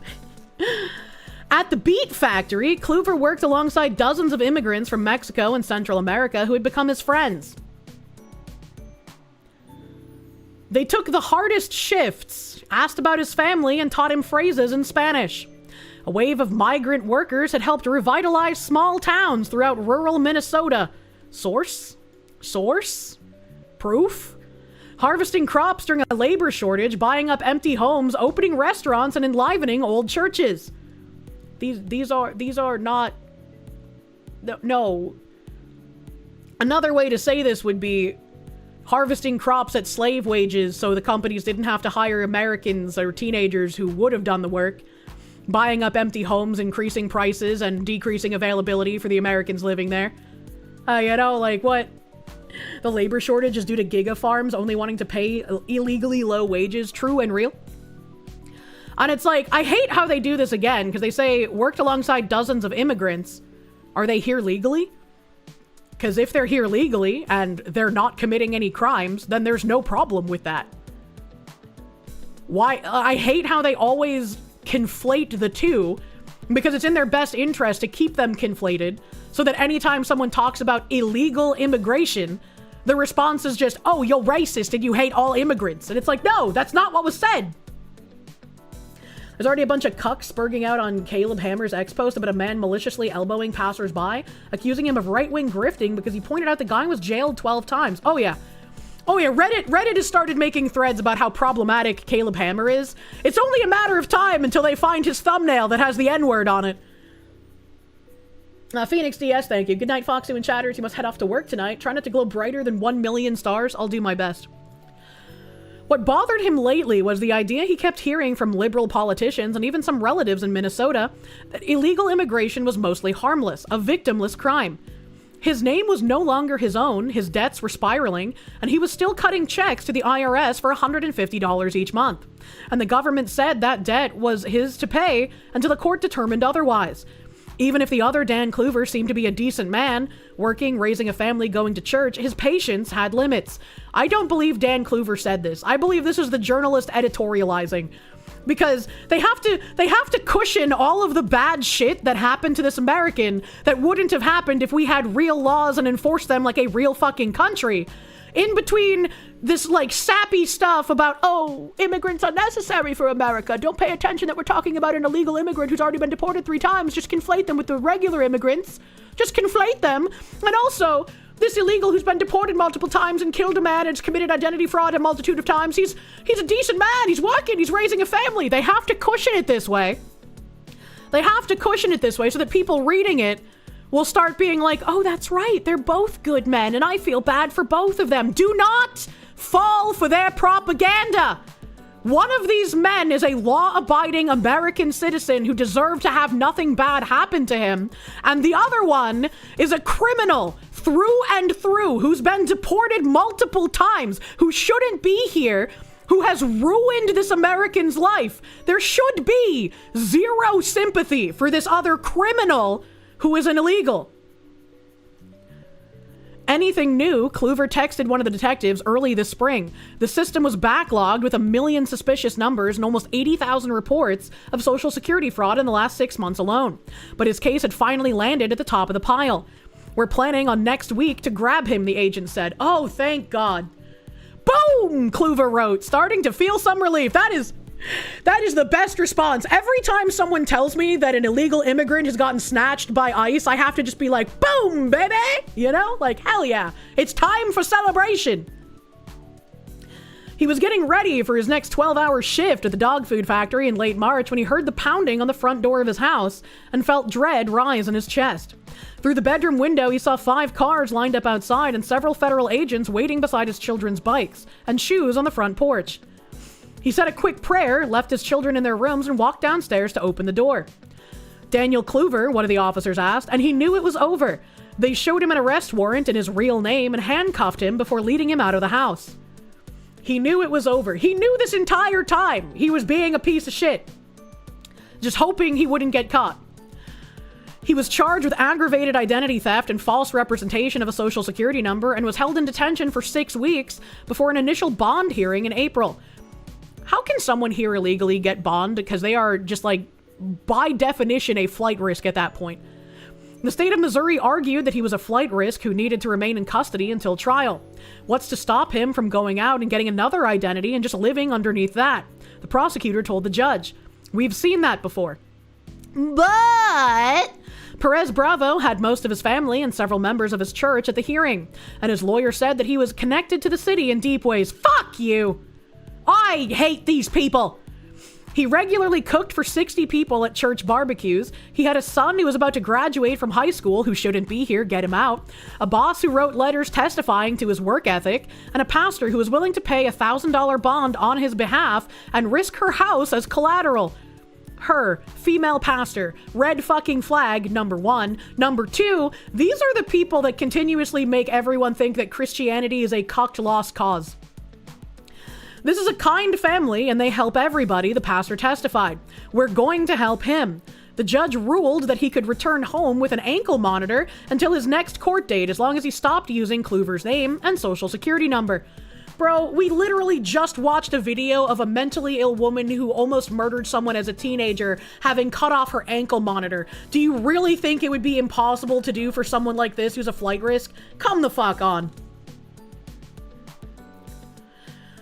That meant he could no longer work. I don't care! He shouldn't have been working in the first place! So he spent his afternoons in a dark living room with Bible quotes printed on the walls, doing puzzles with his 4-year-old, while the rest of the family came and went. Oh no, he had to spend more time with his children. Oh no, he was in a dark room. I literally forgot to turn my lights on again. The only light I have on right now is my computer screen's glowing and my fucking ring light. Like, that's not good for your eyes. Please tell me he's deported. Is it a good ending? I don't know. This journalist is waxing way too much pathetic. He's probably jerking off and coming a million times while he's thinking about how good of a person he is for defending this piece of shit criminal this whole time. So hopefully there is a deportation at the end here. Hopefully he also had to pay restitution to the real Kluver, but we'll see.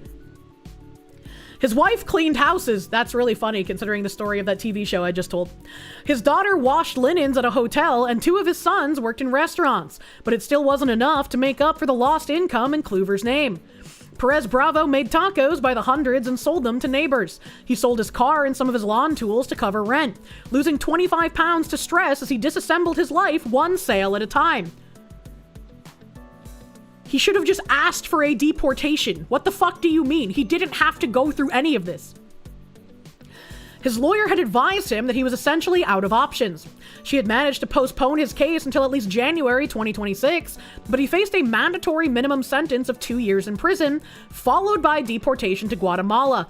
Thank fucking God. Also, restitution? What is the real Kluver gonna get? During the initial court hearings, Perez Bravo had listened to the prosecution talk about the other Dan Kluver, a loyal employee, a devoted father, a debtor sending monthly payments, a victim of a broken system. He sounds like me, a good worker, Perez Bravo told his wife one day last month. I don't want to mess things up for anyone. I just want to work, and it makes me crazy with no job. How many hours can I sit and pray? If you wanted to do that, you should have done that like 25 fucking years ago. What do you mean? You've stolen the identity of so many fucking people, not caring how you fuck up their lives. And now you want to say something to make us feel bad for you? No! Shut the fuck up! You can work in Guatemala! You're still here, she told him. That's what matters. I'm here and I'm worthless, he said. This is not a life. Correct. Get out. He got up and walked to the front porch. Lately, most of his relatives were too afraid to go outside. But Perez Bravo had already been arrested and he needed the air. He went to get the mail with his 4-year-old trailing behind, never more than a few feet away since the arrest. I hate journalists. He found 2 envelopes, one an old pay stub addressed to Daniel Kluver, and the other a court notice for Romero Perez Bravo.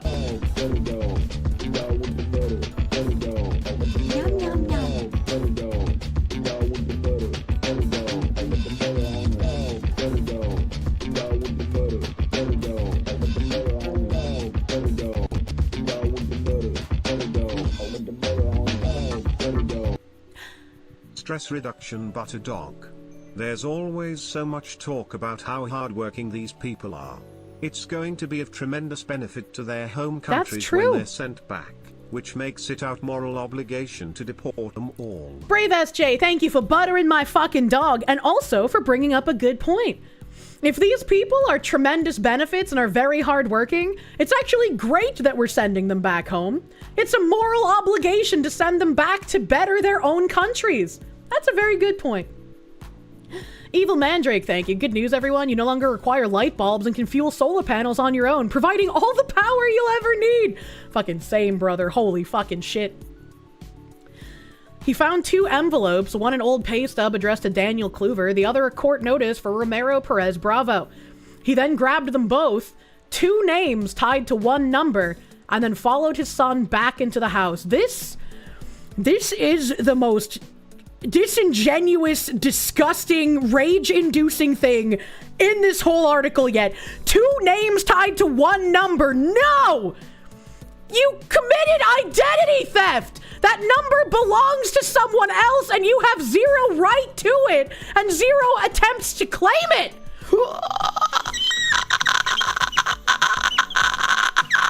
I've become a Geiger counter! Hayden Wayne, thank you. These shows are signaling to the women that watch these shows that if your husband is advocating for deporting migrants, there are men out there defending them. You're married to the wrong type of man. This woman is bad like your husband, it seems. I mean, maybe. That's fucking weird, though. That's fucking weird. She's become a Geiger counter. She's glowing so hard.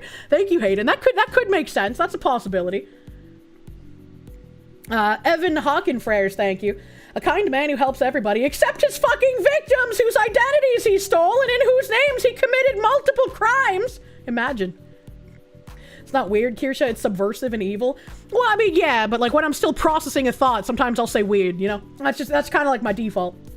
I stole a car. Now the vehicle is tied to 2 names, mine and who I stole it from. Really makes you think, huh? Pendant Lizard, thank you. How many lumens would you say you're emitting right now? Frostfight, thank you for the 10 months of Proom. Thank you for prooming. Androtaz, thank you. Kier, please read the article author's name. If I scroll up, Eli Saslow and visuals by Gabriella Baskar. Eli Saslow, eh? Eli Saslow, eh? I don't know if this will bring it up in the archive. I might have to look at it like regularly.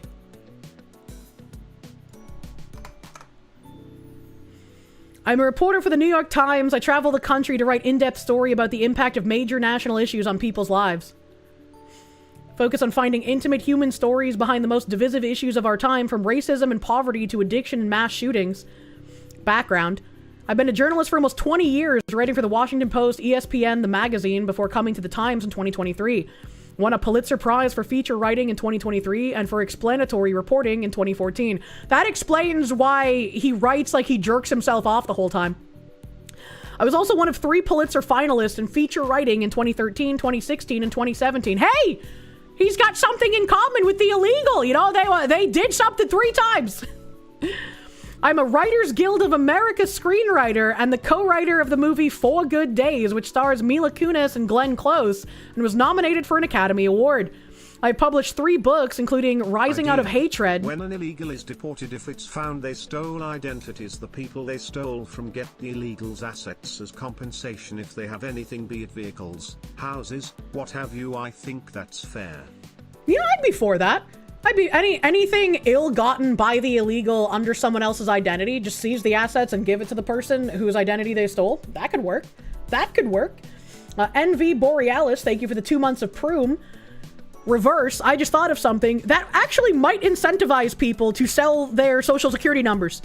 Because if they know that an illegal takes their social security number and builds up assets, and then they get that illegal deported, they just get those assets, I feel like people could also take advantage of that. I didn't think of that until after I said it out loud. And I definitely know that there are some people who would try doing that.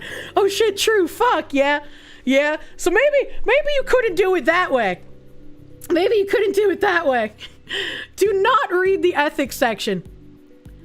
As a Times journalist, I share the values and adhere to the standards of integrity outlined in the Times Ethical Journalism Handbook. I do not participate in politics or make any political donations. I'm gonna say hard doubt on I do not participate in politics based on this fucking article of yours we're reading.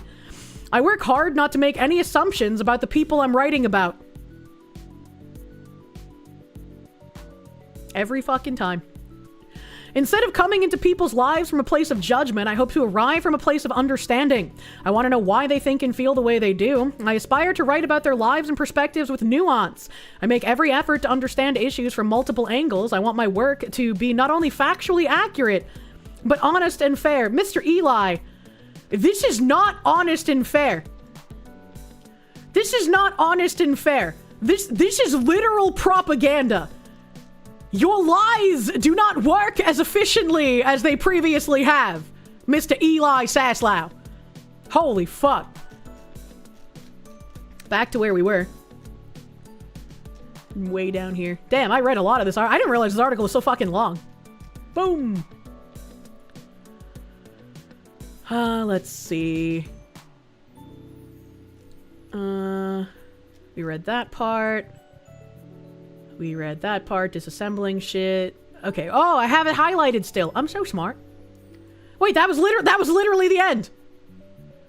It was literally the end of the article was literally saying this illegal criminal had any ties to fucking Daniel Kluver's identity.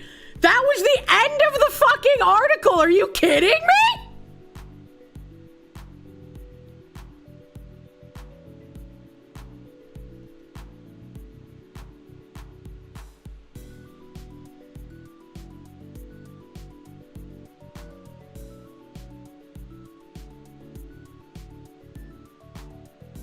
I just don't know what to say.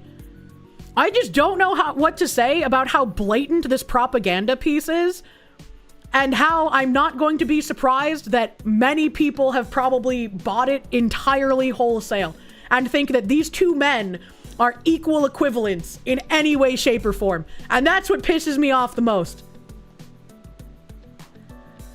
You cannot hate journalists enough. This is disgusting. This is absolutely disgusting.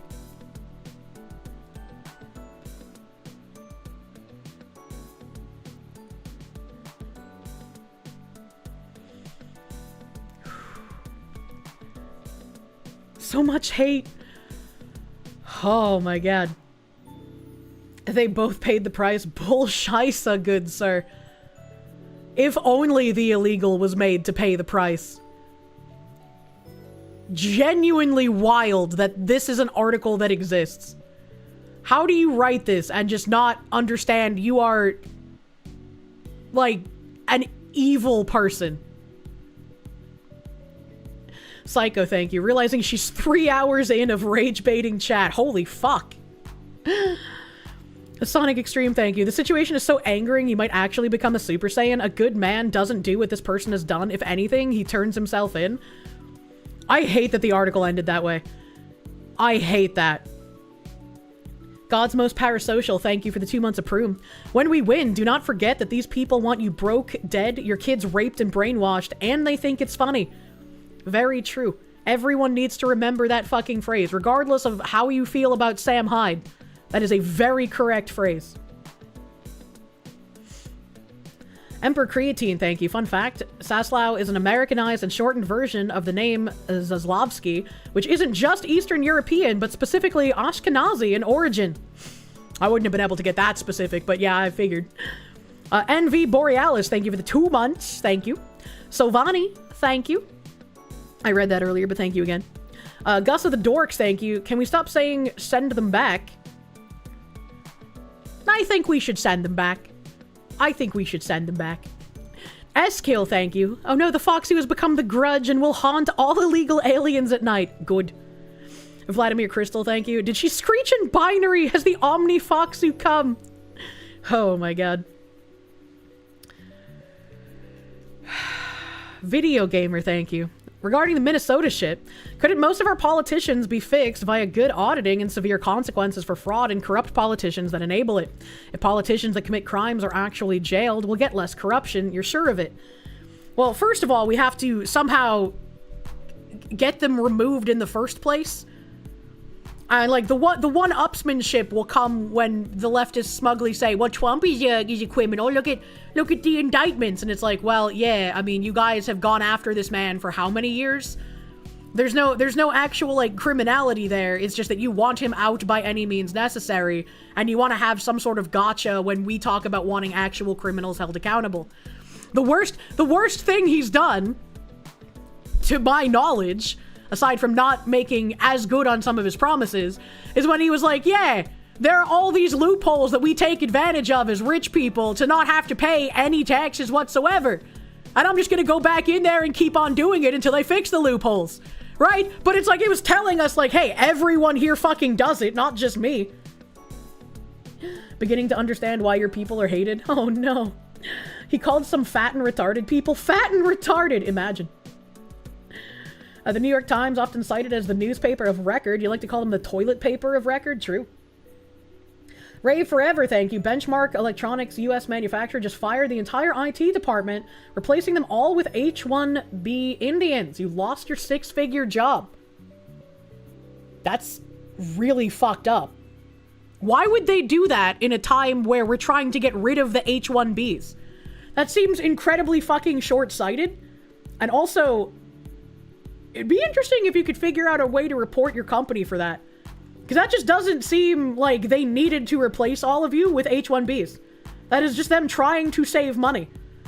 I wonder if that would be like an EEOC complaint, or if there would be a different place for you to complain about that. Because that needs to get to someone who can do something about it. I just don't know where you would take that complaint. Hear that IT department was just a bunch of jerks. What the fuck? Because they hate us and don't think the administration will actually stop the H-1Bs. I mean, understandable, because usually politicians don't actually do what they say they'll do. Clearly, there was no Americans that could do those jobs. Clearly, the Americans had to be fired. They didn't want to do it. I wish I could give, like, better advice, but I wouldn't know where to report something like that. I really think that needs to get to somebody in a position to, like, make that a national headline, dude. Since they have to prove they couldn't find an American to do the job before they hire an H-1B, it seems as if firing a worker and replacing them with an H-1B should be illegal. Exactly. Ig-fucking-zactly. Ray forever, thank you. CEO got a government award for best CEO. It's in Arizona. It's all fucking rigged, brother. I'm not sure who you would take that story to. I don't know who you would, like, give proof and evidence and be like, hey, you need to do something about this company. This is illegal. Maybe try to contact, like, the America First lawyer organization, because they do a lot of the lawsuits against these companies and expose these companies for those kinds of tactics. America First is, like, the only other thing I can think of off the top of my head. Your turn with haircut. You're handsome. Shadowsgate, thank you for the huge 25 gift blankets on Kick. Thank you, Shadowsgate. Thank you, Shadowsgate. That's fucking massive, dude. Actually massive. Thank you. Thank you, thank you. Cool Silverwolf, thank you for the 10. Man's left no message, just a mushroom stamp. Thank you. As much as you hate to say, call local state reps or local state organizations over labor. If the CEO got some kind of a government award, you'd probably have to figure out, like, which government office gave that award to the CEO, and then don't contact that office. Because obviously that office is not going to do anything about it.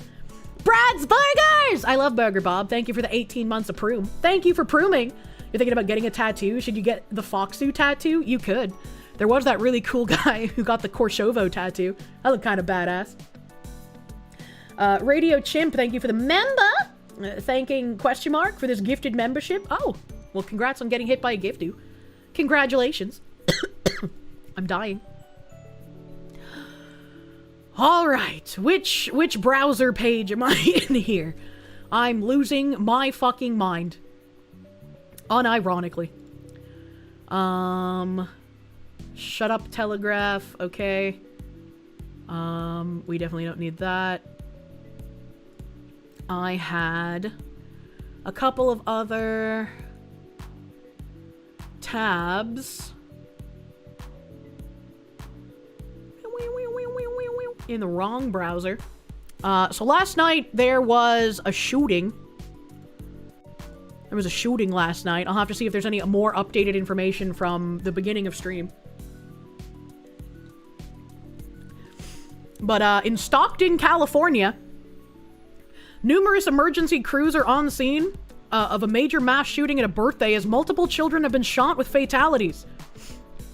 At this time, numerous emergency crews and law enforcement agencies are on scene in Stockton, California to a major mass shooting. At least 19 people have been struck by gunfire, including children as young as 9 and 12, a 23-year-old, and several additional adults. Officials have confirmed at least 4 fatalities, though they caution that the death toll may climb as more information comes in. Multiple children are receiving CPR. He didn't put a comma there, so I just kind of read that off as all one thing. The incident reportedly unfolded near a birthday party where families and children had gathered moments before the shooting began. Witnesses described scenes of chaos as people ran for cover, while first responders rushed to treat the wounded. The gunman remains on the run. This was last night, so I'm sure they probably caught him by now, hopefully. And authorities are actively searching the surrounding neighborhoods. Police are urging residents to avoid the area as this is still developing. I don't know what's in the video. God. Oh my god. Oh my god, oh my god, oh my god.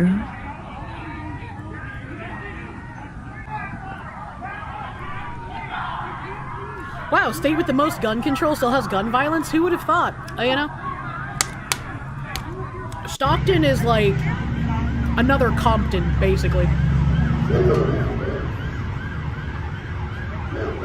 Supposedly 12 people got hit. I guess it was in them houses right here around the corner.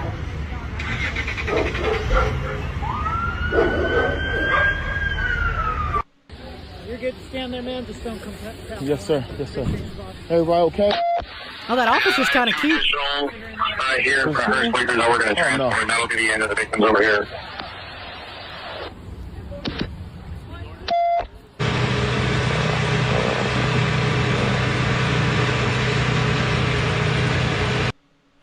They're towing cars even? Damn, what the fuck? Prime LA noise. Gay beam activate. Shut up, chat! Early indications suggest that this may be a targeted incident in a gang town. I'm so shocked. Authorities, let's listen in right now. Call where a family was celebrating. We have 14 victims of this shooting. 4 of those are deceased. The victims have been transported to local hospitals throughout the area. This is a very active and ongoing investigation. Information remains very limited at this time. Early indications suggest that this may be a targeted incident. Authorities, let's listen in. It would not, as in a gang target, yeah, that wouldn't surprise me. But, like, I genuinely do not understand how even if you're going in to, like, eliminate a gang target, what kind of a fucking monster shoots children? Why would you go to a children's birthday party? Like, this is not a person that you can rehabilitate. Rapper MBNEL, I've never heard of Mbnel, was in attendance at his cousin and daughter's birthday party, Nano, in Stockton, California. A mass shooting would take place, leaving 19 or more wounded and 4 deceased on arrival. This is allegedly stemming from an active warfare in Stockton, California. And then, I brought up some articles to get some more information off of Twitter. Shut up, Black Friday. 3 children among dead in mass shooting at Stockton area birthday party. Authorities on Sunday released the ages of 4 people fatally shot during a child's birthday party at a Stockton banquet hall, including 3 children under the age of 15. The San Joaquin County Sheriff's Office said the deceased victims were 8, 9, and 14 years old, along with a 21-year-old adult. In total, 15 people were shot in the attack, which occurred just before 6 p.m. Saturday at a banquet venue in the 1900 block of Lucille Avenue, north of Stockton city limits. Officials have not released any updates on the conditions of the 11 people wounded in the shooting. Sheriff's Office spokesperson Heather Brent said no arrests have been made. Okay, that's not good. Investigators were exploring all possibilities, she said, and have not identified a suspect or a motive. Here is the latest on the shooting of about 11 a.m. on Sunday.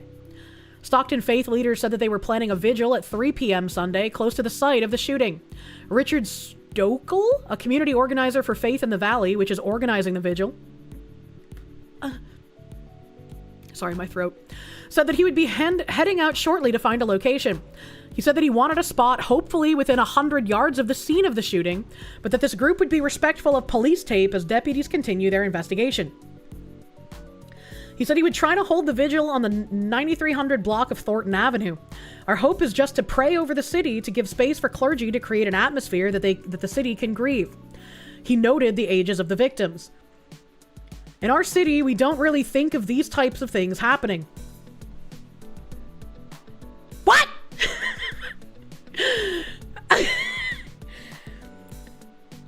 You can't live in Stockton and say that. What did he mean by this? But people getting hit by gunfire, and mostly children, that's disgusting. It is, and it shouldn't happen, but you unfortunately live in a place where it does. Seth Rogen would disagree. Bitch, you live in a war zone. What the fuck do you mean? Yeah, like that is a wild thing to say. The vigil is open to people of all denominations and faiths. Stokel said that it would include elected officials, though he didn't want to give the names of any who were planning to attend. The shooting erupted during a child's birthday party, according to Stockton Vice Mayor Jason Lee. The venue, known as the Monkey Space, is in a former children's theater near Thornton Plaza. The event had about 100 to 150 attendees, Brent said. Investigators do not yet know if the shooting began at the banquet hall, Brent said. The shooting occurred shortly before... Shut up, shut the fuck up, chat! Shut the fuck up, chat! I'm trying so hard! The event had about 100 to 150 attendees, Brent said.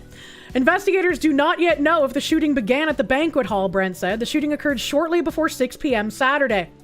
Sheriff's personnel were on the scene within minutes, according to Brent.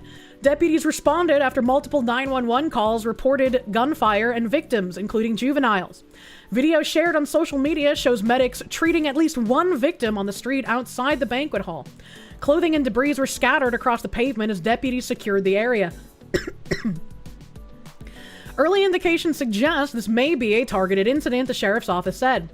Authorities asked anyone with video information about the shooting to contact the San Joaquin County Sheriff's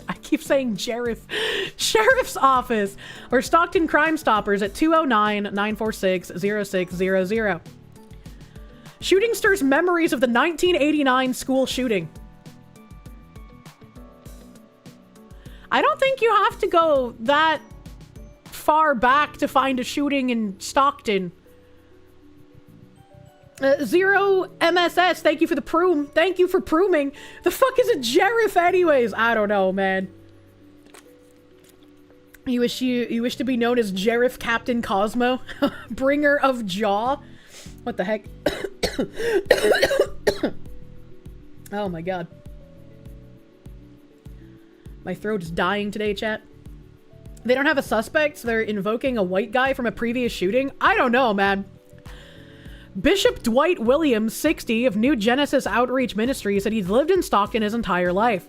He said he remembered very well another of the city's darkest days when a gunman shot 35 children, 5 of them fatally, and wounded a teacher at Cleveland Elementary School on January 17th, 1989, before turning his gun on himself. I got a question for Grokathy. I don't live in Stockton, California. I don't live in Stockton, California, but I gotta ask Grokathy a question here. Mihai, thank you for the 32-month resub, my guy. Thank you. Thank you. All right, Grokathy. I got a question for you. Let's see. You finally loaded. How frequent are shootings in Stockton, California? Anthony, thank you. Yeah, you're pretty sure you only have to go back to last weekend to see the last mass event in Stockton? You can confirm Stockton sucks. You live in a surrounding city and work at the sheriff's office. It's not a good place. Yeah, it's got a reputation for a reason. Spicy cat raid. What the hell is this spicy cat raid? You can tell me. Oh no. At least once a week. Kataka VT, thank you for the raid. Welcome, Raiders. Welcome, Raiders. You wonder why it's not a good place? That's in California. Query cannot be finished due to the server location being shot. What the fuck? We gotta go to the sheriff's office chat. Maybe he's just talking about shootings involving children. That was gonna be my next question to Grokathy. I wanted the frequency of shootings in general, and then the last time a child was shot and killed in Stockton.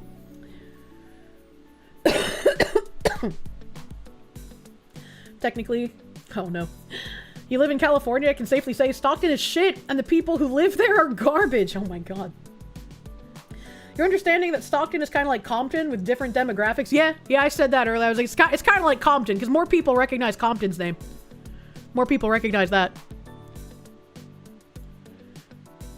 Stop it, Trump. Stop posting about 50-year mortgages. Mr. Trump, none of us want 50-year mortgages, you piece of shit. Stop it. Man, Grokathy is still thinking about this question. He is struggling here. You're told that California is a utopia, according to Gavin Newscomb. Imagine. Stockton's about 40 miles away. Yeah, it's trash. You would never go there on purpose. 50-year mortgages are the latest bait for the left. Alright, let's see here. In recent years, Stockton, California, a population of approximately 320,000, has experienced elevated levels of gun violence compared to the national averages, though trends show some fluctuations. Shootings, including both fatal and non-fatal incidents, occur at a rate of roughly 13 to 15 per month, based on available data from 2023 and 2024. Most homicides in the city are gun-related, and non-fatal shootings significantly outnumber fatal ones. 13 to 15 shootings per month. That's like half the month. That's like a coin flip. If you go outside, you might get shot that day. Here's a summary of shooting incidents by year drawn from local police reports and news analysis. Note that 2025 data is incomplete as of November 30th, 2025, but early trends suggest a potential decline similar to the drop in homicides. So we have fatal shootings in 2023 are 45, non-fatal 141, total 186, monthly average is 15.5. The rate of shootings per 100,000 residents in 2023 is 58. In 2024, fatal shootings 54, non-fatal shootings 112, total shootings 166, monthly average 13.8, rate per 100,000 residents is 52. And 2025 up to November 30th, so potentially not fully correct data. It says 38 not fully reported, estimated 90 to 100 non-fatal shootings based on prior trends. Total shootings an estimated 128 to 138, and then monthly average estimated to be about 12. So the data is not completely fine. Let's see. We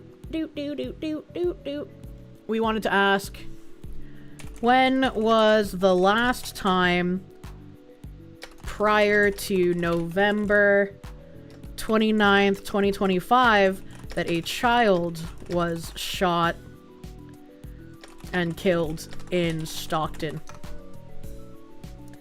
You thought that Sunday should be fun? You failed!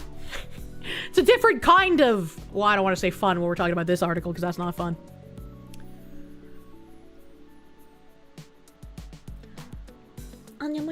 Data's incomplete, but still fuck. Yeah, it's a PvP server, man. If it's more than 2 weeks, you'll be shocked. Yeah.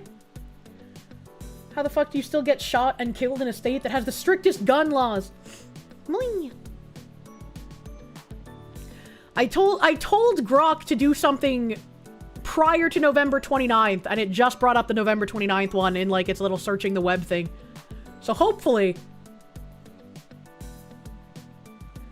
it'll give me something before then.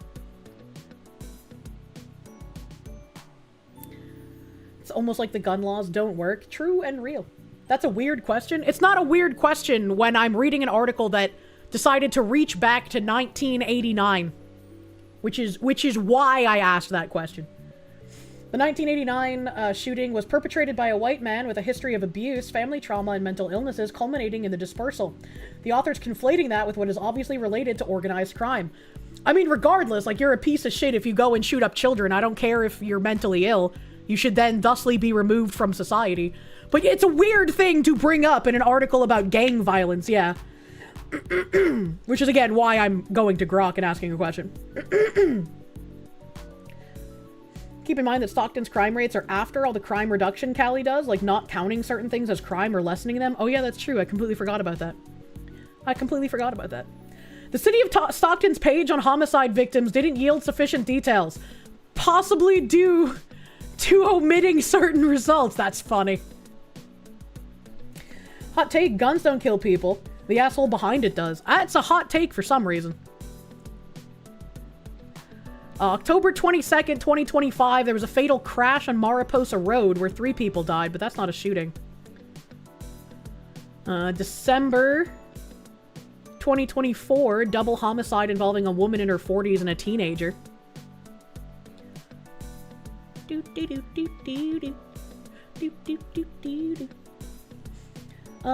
Tyranno Superior, thank you. If you didn't know any better, you'd think that criminals didn't care about what is or isn't illegal. But we must protect the criminals. The victim did not wallet fast enough, so you had to dispatch him, and now free me? Free me faster. What the heck?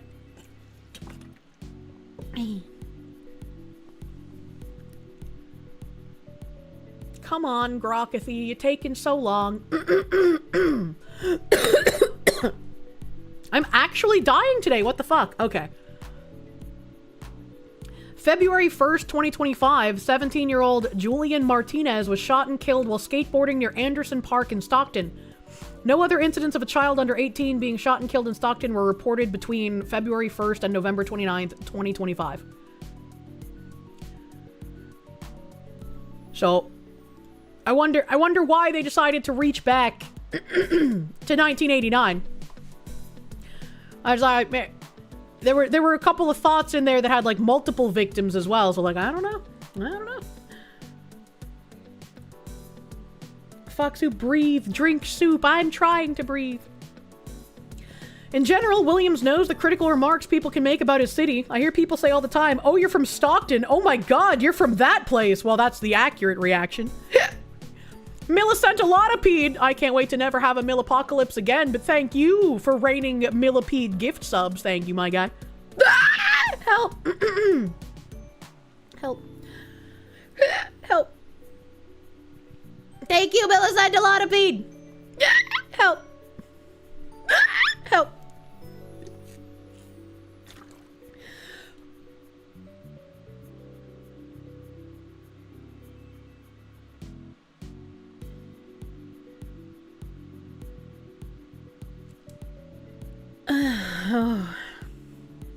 Okay, I held my breath for a second. Hopefully that helps.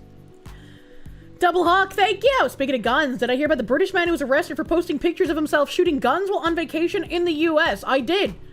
I don't know how or why you would be arrested for that if you did it legally in another country. That doesn't make any sense. What is England, honestly?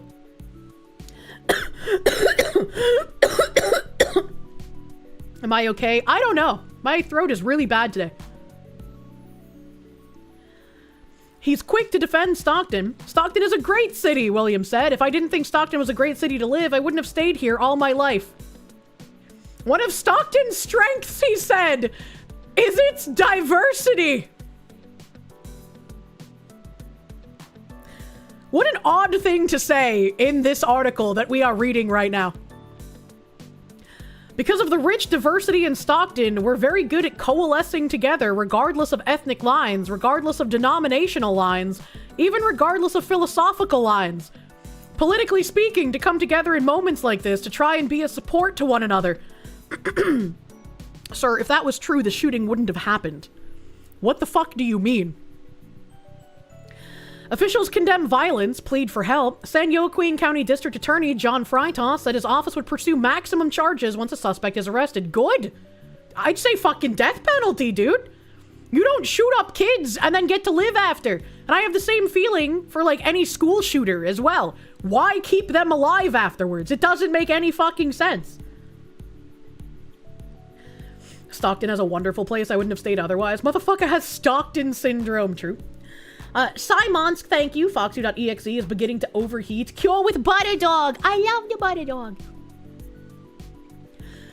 When this individual is caught, you have my promise that you will have the full force of my office's resources in holding this individual fully accountable. Freitas said at the scene. Children should not be harmed by gun and gang violence. Mayor Christina Fugazi and other city leaders urged residents to come forward with any leads.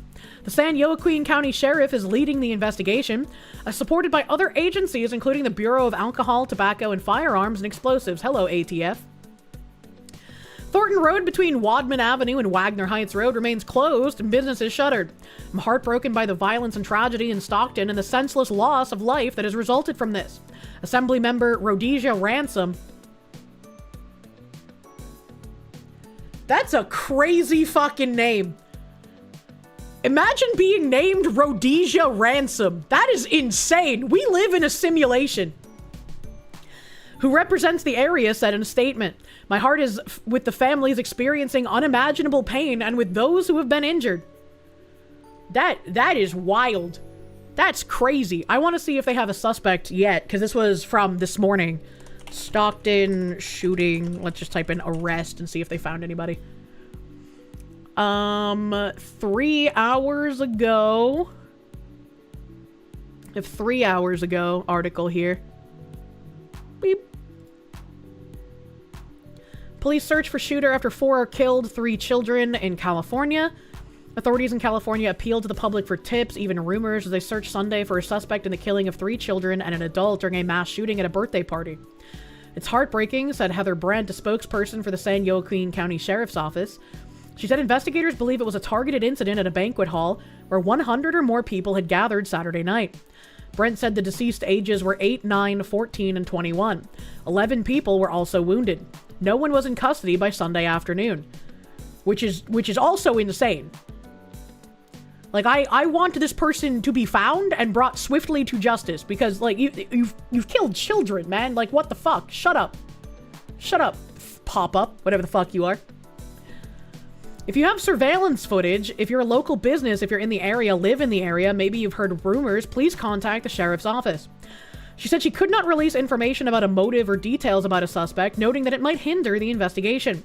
Finding the person or persons who committed this crime is the #1 priority.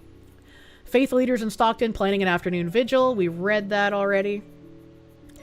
This was a birthday party for a young child. The fact that this happened is absolutely heartbreaking. District Attorney Ron Freitas urged the shooter to turn yourself in immediately. This is Thanksgiving weekend. This is when families come together, celebrate, share memories, give each other love. Mayor Christina Fugazi said Saturday night. Unfortunately, tonight, heaven is a little bigger with the individuals, children, and adults that unfortunately did not make it.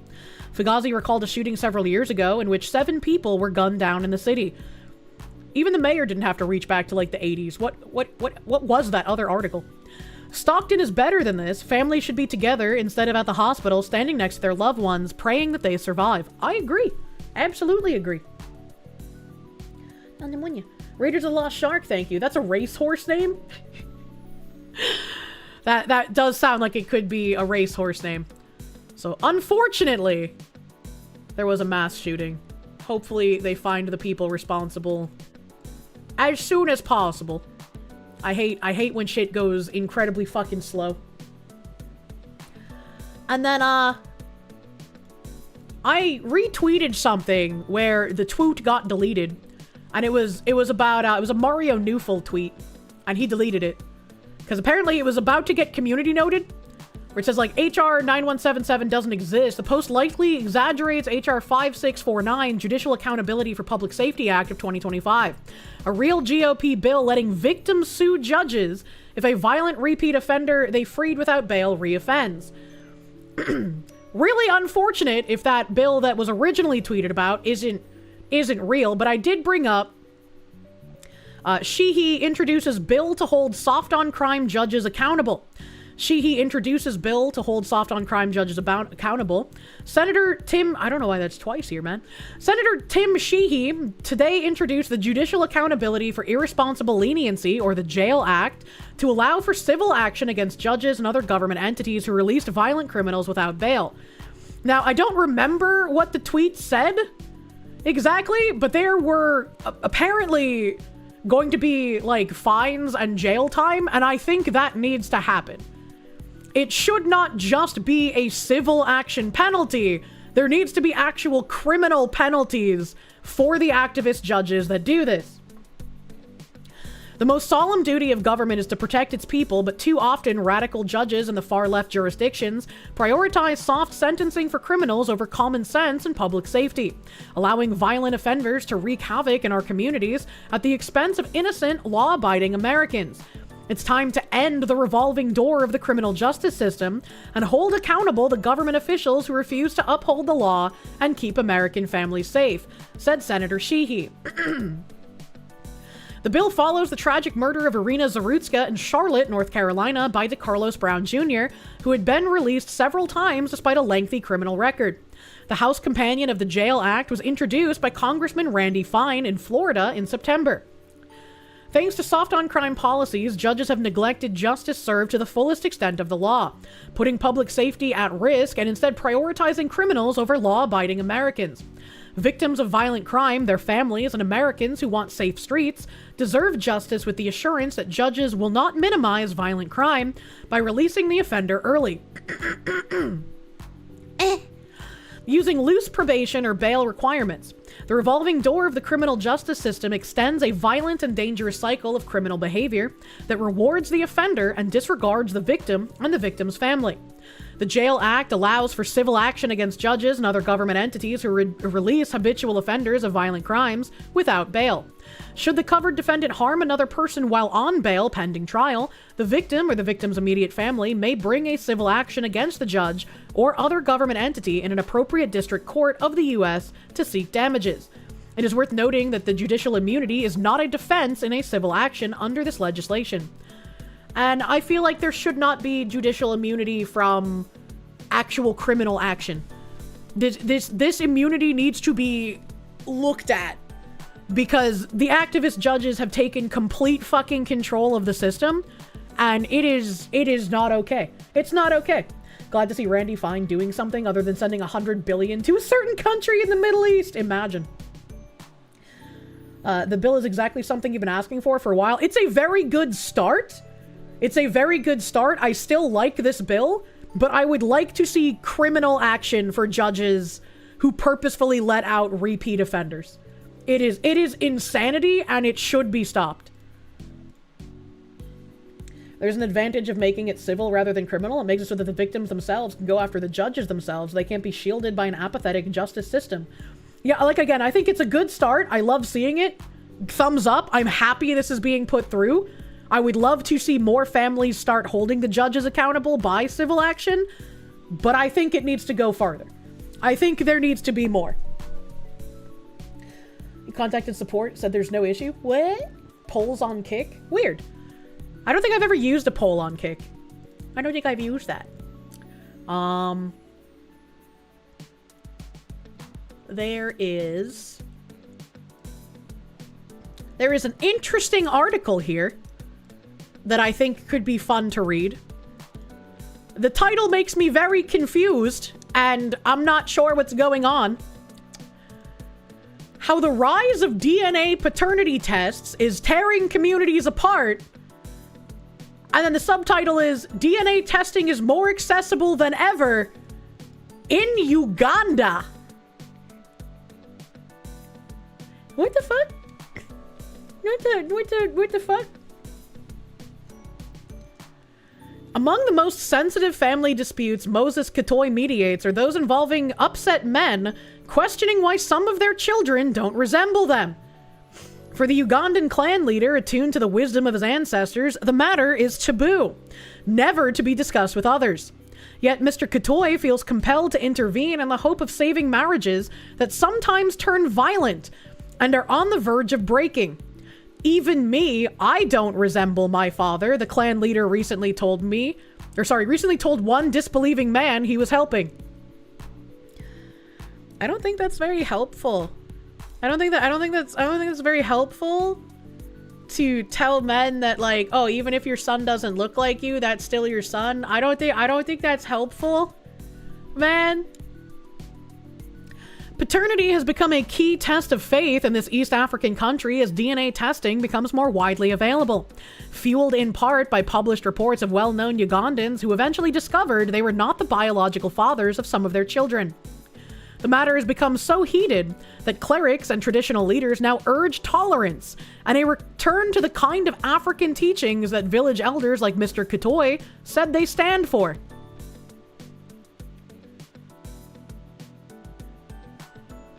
I don't understand why you would call for this. I don't understand. I want to remind people that the word simp was originally African American vernacular.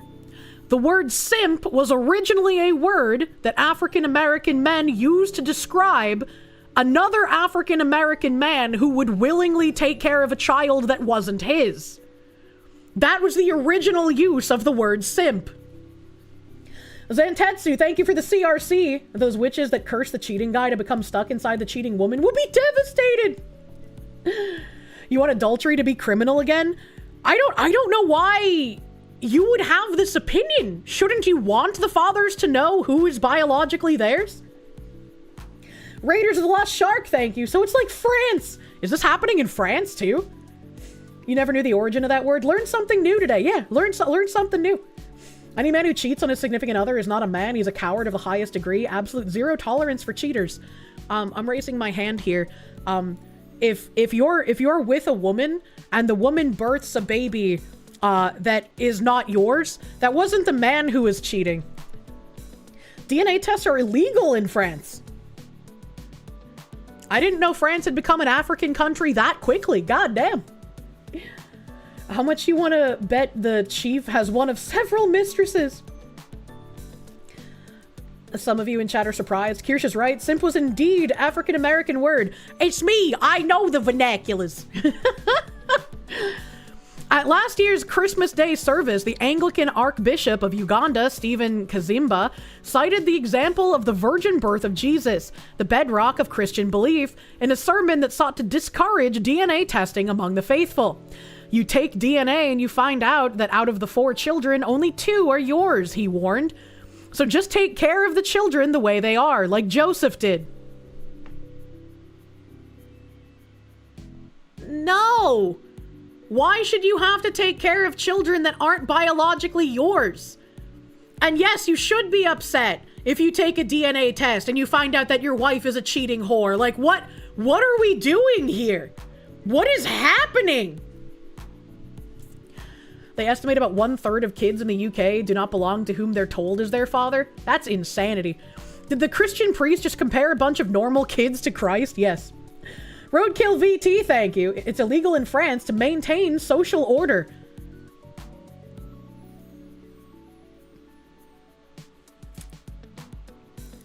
If I was a Frenchman, I don't think I would ever get involved with a woman. Like, I would save myself for marriage, man. Like, I'll give them an excuse. That's scary. That's really scary. Be jammin', thank you. Your only point of order is that the virgin birth isn't the bedrock of Christianity, but the resurrection. Yeah. Anthony, thank you. Knew you were a 400-pound black man from Jersey. Hey, yo, shut this guy up. Isengard, thank you. To be fair, France still has African colonies that pay a significant chunk of their GDP to France. A cultural overlap should be expected. That's really funny. That's really funny. The Ministry of Internal Affairs runs a government-accredited lab that conducts court-ordered investigations. It says the number of men seeking voluntary DNA testing has soared recently, with often heartbreaking outcomes. About 95% of those coming for DNA tests are men, but more than 98% of the results show these men are not the biological fathers. Simon Peter Mundei, a spokesman for the Ministry of Internal Affairs, told reporters in July.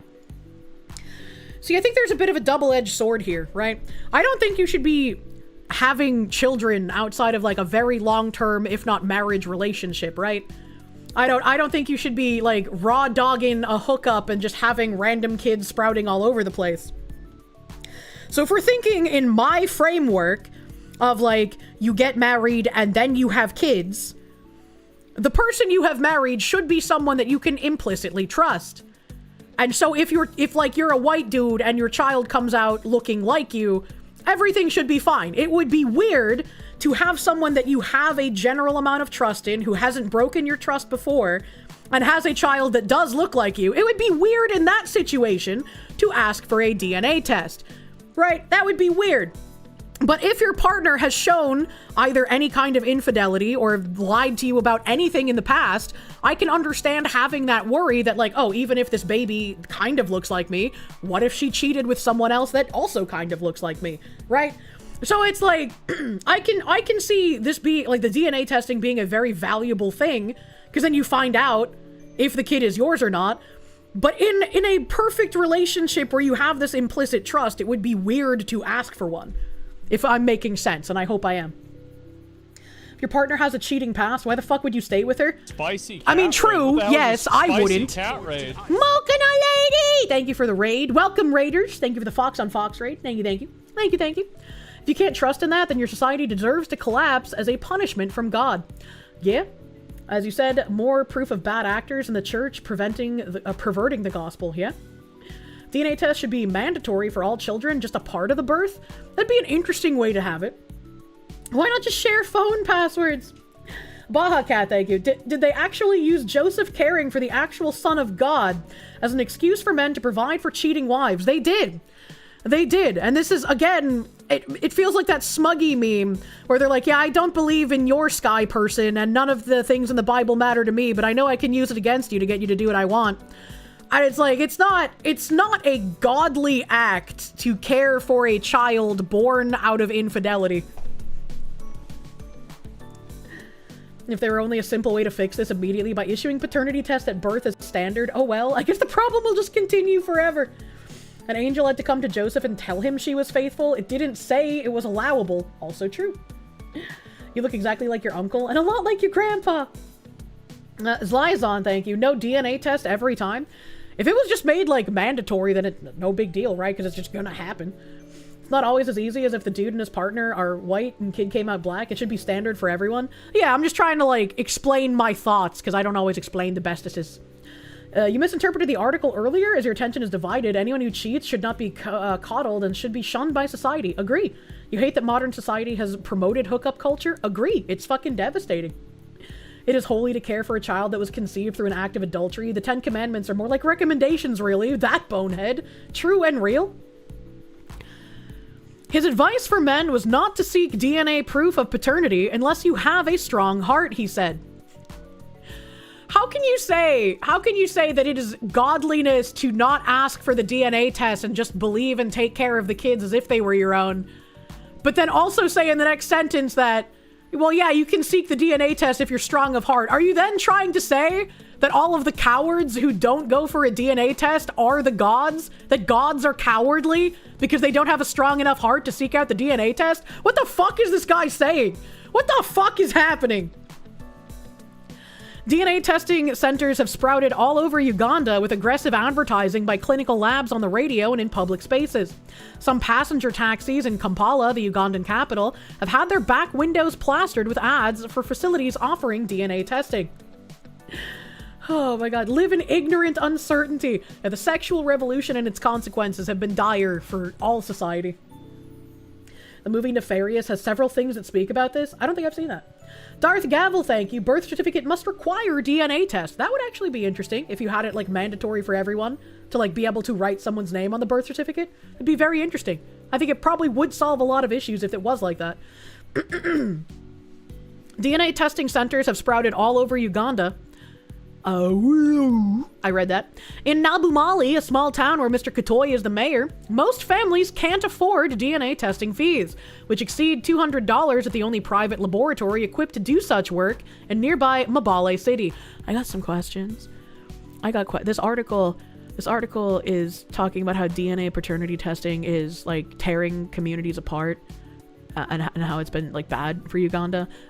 How is it tearing communities apart if people also simultaneously can't afford them? Do you mean that it's exposing corruption in the political ruling elite, maybe? We're not talking about a wealthy nation, we're talking about Uganda. If the father abandons the wife and kids, they die or get enslaved. Sucks to get cucked, but you can't just kill a kid because his mom was a boss.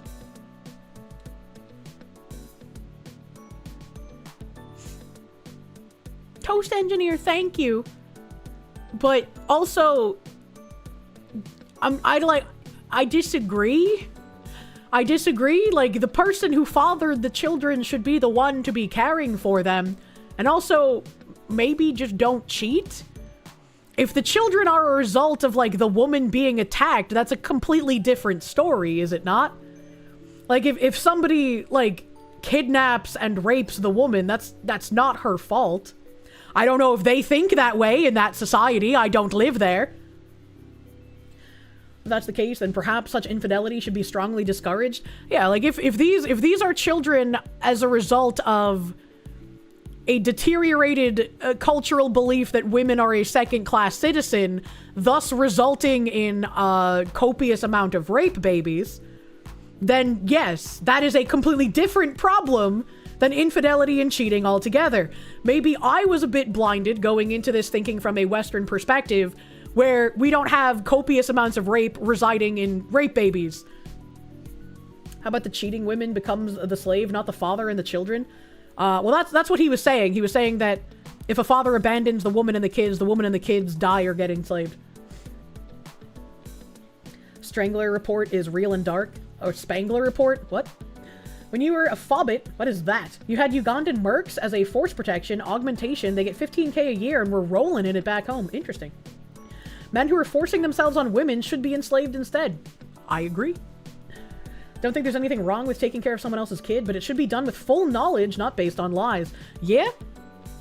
Which again brings to an interesting point, right? If the kids are not the result of infidelity, but are the result of, like, people in positions of power coercing the women because, like, oh, I can make your life miserable if you don't do this, or if they're the result of, like, rape, right? The husband probably isn't going to know about that. And so when a DNA test gets done, the husband will just see, these kids aren't mine. How did this happen? And he's not going to believe the woman because, again, women are second-class citizens, and even in other cultures, we see women get punished for the results of them being the victims many times. So this kind of creates an interesting perspective here, where it's like the man will punish the woman for being a victim in the case that the kids aren't his, but it wasn't her being an adulterer. Rapists should be castrated first or sounded with a live wire before enslaved. Rapists probably also deserve the death penalty, let's be real. But in order for anything like that to happen, coming again from a Western perspective, you would need to have firm 100% refutable proof that it happened. And any woman lying about a man having raped her should face the same repercussions that the rapist would have had. Fobbit is the offspring of a Frankenstein and a hobbit. What did he mean by this? Sneeds, feed and seed. Thank you for the Canadians. Well, what Uganda do about it? Jesus Christ. Zlyson, thank you. Yes, you can. The kid's born, woman fault? Not necessarily, as we just went over. A Spartan D63, thank you. Should one kill a kid that isn't theirs or the mother? Obviously, no. Should they be compelled to take on a role for caring for the kid? Also, no. I don't think anybody was advocating for the killing of the women or children. Like, I think Toast Engineer was just saying that, like, in that country, women and children are very soft targets, and if they don't have a man there to protect them, they will probably meet a bad fate. 10,000% believe that the priest is plowing through his congregation, which is why he doesn't want the DNA testing to be done. Oh, probably. I wouldn't doubt it. Cold Deed, thank you. Cheating for women is incentivized fraud now. Child support is a forced contract where men don't have any say if the child is kept or if he can raise it. Yeah, I mean, I've told multiple times on stream how, like, after my mom moved out of state and she wouldn't be able to see me except for, like, on a summer vacation, right? She then petitioned the court to have my dad give her higher child support. And even though my dad was like, that doesn't make any fucking sense, you're literally never going to see her, what the fuck do you need the child support for? The court approved it. And my dad was just so tired at this point. He was like, I'm not even gonna fight it. There's only a couple of years until you turn 18. I'm just exhausted. GS Wolfwood, thank you. Let's chalk this one up to Africa wins again. You cannot hate family court enough. You cannot hate family court enough. It's so fucking bad. You've heard this a dozen times and it still baffles you just as much as the first time. It is baffling to me as well. My dad sounds fatigued. He is very fatigued. Oh god, my throat. The couples who seek Mr. Katoy's assistance can barely tolerate each other by the time they approach him. He tries to ease the tension with self-depreciating jokes. What? And by sharing his own experience with the taboo topic. Mr. Katoy likes to point out that although he doesn't resemble his father, he was picked as the family heir anyway, allowing him to become a clan leader among the Bagisu people. In the past, if a man spoke publicly about paternity concerns, community elders would pay him a visit. He could be punished, including being forced to pay a fine, Mr. Katoy said. See, this once again sounds like people in the, like, community elder sphere, the people in positions of power, are using their positions of power to take advantage of women, and when men find out that, oh, this kid isn't mine, they both, one, blame the woman instead of thinking that the woman might have been taken advantage of, and two, the elders have every reason to try and keep this man quiet because they want to keep just fucking everywhere. You were told at least at one point that at 12, you could ask to have a family court be emancipated away from your mom if that was what you wanted. At 12, that's really young. You saw 3 different reports about false rape claims. The lowest one was 65%. I just have to remind myself that, like, as I'm reading this article, this is Uganda. This is not the United States. So, like, they have a completely different social fabric than we do. So I can't apply the way that I would think about people talking about rape in the US the same as I would people talking about, like, rape and infidelity in Uganda, right? It's a completely different area. Anthony, thank you. Family court is more corrupt than normal court, though it's very close. Yeah. You're not supposed to pronounce that I am suspecting that the child is not mine, said Mr. Katoy, added that being drunk was no excuse for such an utterance. What a weird thing to say. These days, many paternity disputes in Uganda revolve around the distribution of property after the family patriarch has died, but also during divorce proceedings when spousal support is contested.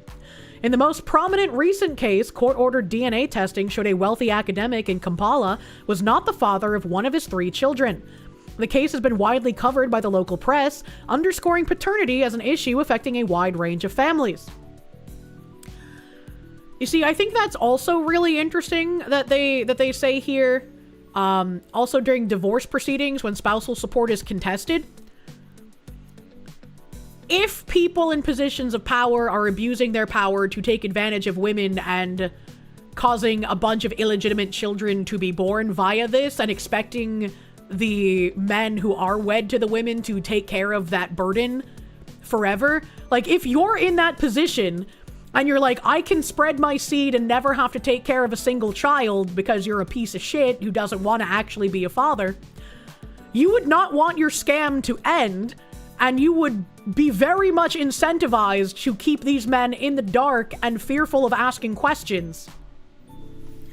Why aren't the women telling their husbands? Maybe they are, but again, this is a society where women don't have quite as many rights as we do in the West. So if a woman says that they were taken advantage of or they were raped, they would most likely not be believed. Build FR, thank you. You're honestly surprised this hasn't led to the elders being unalived more often? Honor is a big thing there too. I mean, if you never get caught, you haven't done anything wrong, is like the prevailing thought process. All this sounds genuinely like hentai smut plot. I don't know if the elders are taking advantage of women or if the women are being adulterers, right? I'm just trying to think of the different scenarios to figure out why anyone would say DNA testing is a problem, right? Originally, I went into this from too much of a Western perspective and thought only of adultery. And then I was reminded, Uganda doesn't really treat women with human rights. So I had to kind of think a bit more on that. You haven't created a child until you've raised the child and instilled your values in them? Yeah. A mistreated bride Uganda version? Yeah. So I'm not saying what has happened. I do not know what has happened. I am speculating and trying to figure out why people would be saying DNA test bad. Not from just a perspective of why people in Western countries say DNA test bad. You know? I hope I'm making sense. Didn't France outlaw paternity tests? I didn't know that, and people brought that up in chat earlier. I was like, damn, that's crazy. In the most prominent recent case, court-ordered DNA testing showed a wealthy academic in Kampala, I read that already, sorry, the Reverend Robert Wansala, vicar of a small Anglican parish in the eastern district of Mbale, spoke about the array of paternity disagreements he has encountered. He recalled a woman who had her late husband's son's DNA tested before he could be considered an estate beneficiary.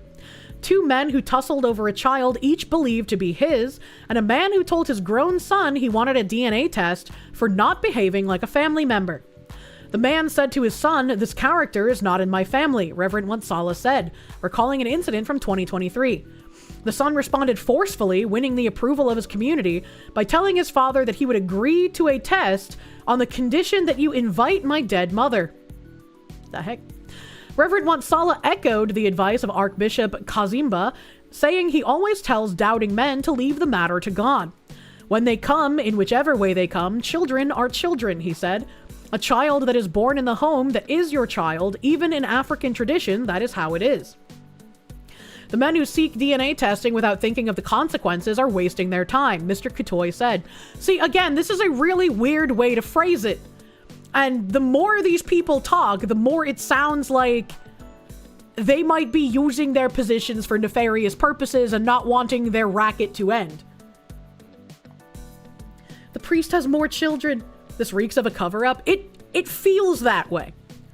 And it's like, you know, again, I had to check my Western bias at the door because typically the argument in Western countries against DNA testing is because, oh, you should take care of the child anyways. Don't worry about if your woman is cheating on you. But then, you know, we have more freedom in our country, so that is more of a worry. Not really weird if you know it's going to destroy social cohesion. If your social cohesion is dependent on lying to the fathers of children, then your social cohesion should be broken. That is not a social cohesion that should be upheld. For us, they knew the child belonged to you regardless, he said, speaking of African traditional society. Disowning children was unheard of, although some men were known to discreetly take measures, like offering the disputed son a land inheritance far removed from the ancestral compound in which the heir would be installed, Mr. Katoy said. Other religious leaders have organized counseling sessions. Andrew Mutengu, pastor of Word of Faith Ministries in Mbale, said paternity is a recurring subject in many disputes he mediates among his 800 congregation members. In October, he helped the wife of a rich businessman whose young daughter was claimed by a former boyfriend, a local barber. He helped the wife of a rich businessman whose young daughter was claimed by a former boyfriend. What does that mean? What did they mean by this? After the woman confessed she had been unfaithful, the wife of the businessman or the claimed daughter? Mr. Mutengu summoned the barber, who agreed to stop publicizing his claim in the child's interest.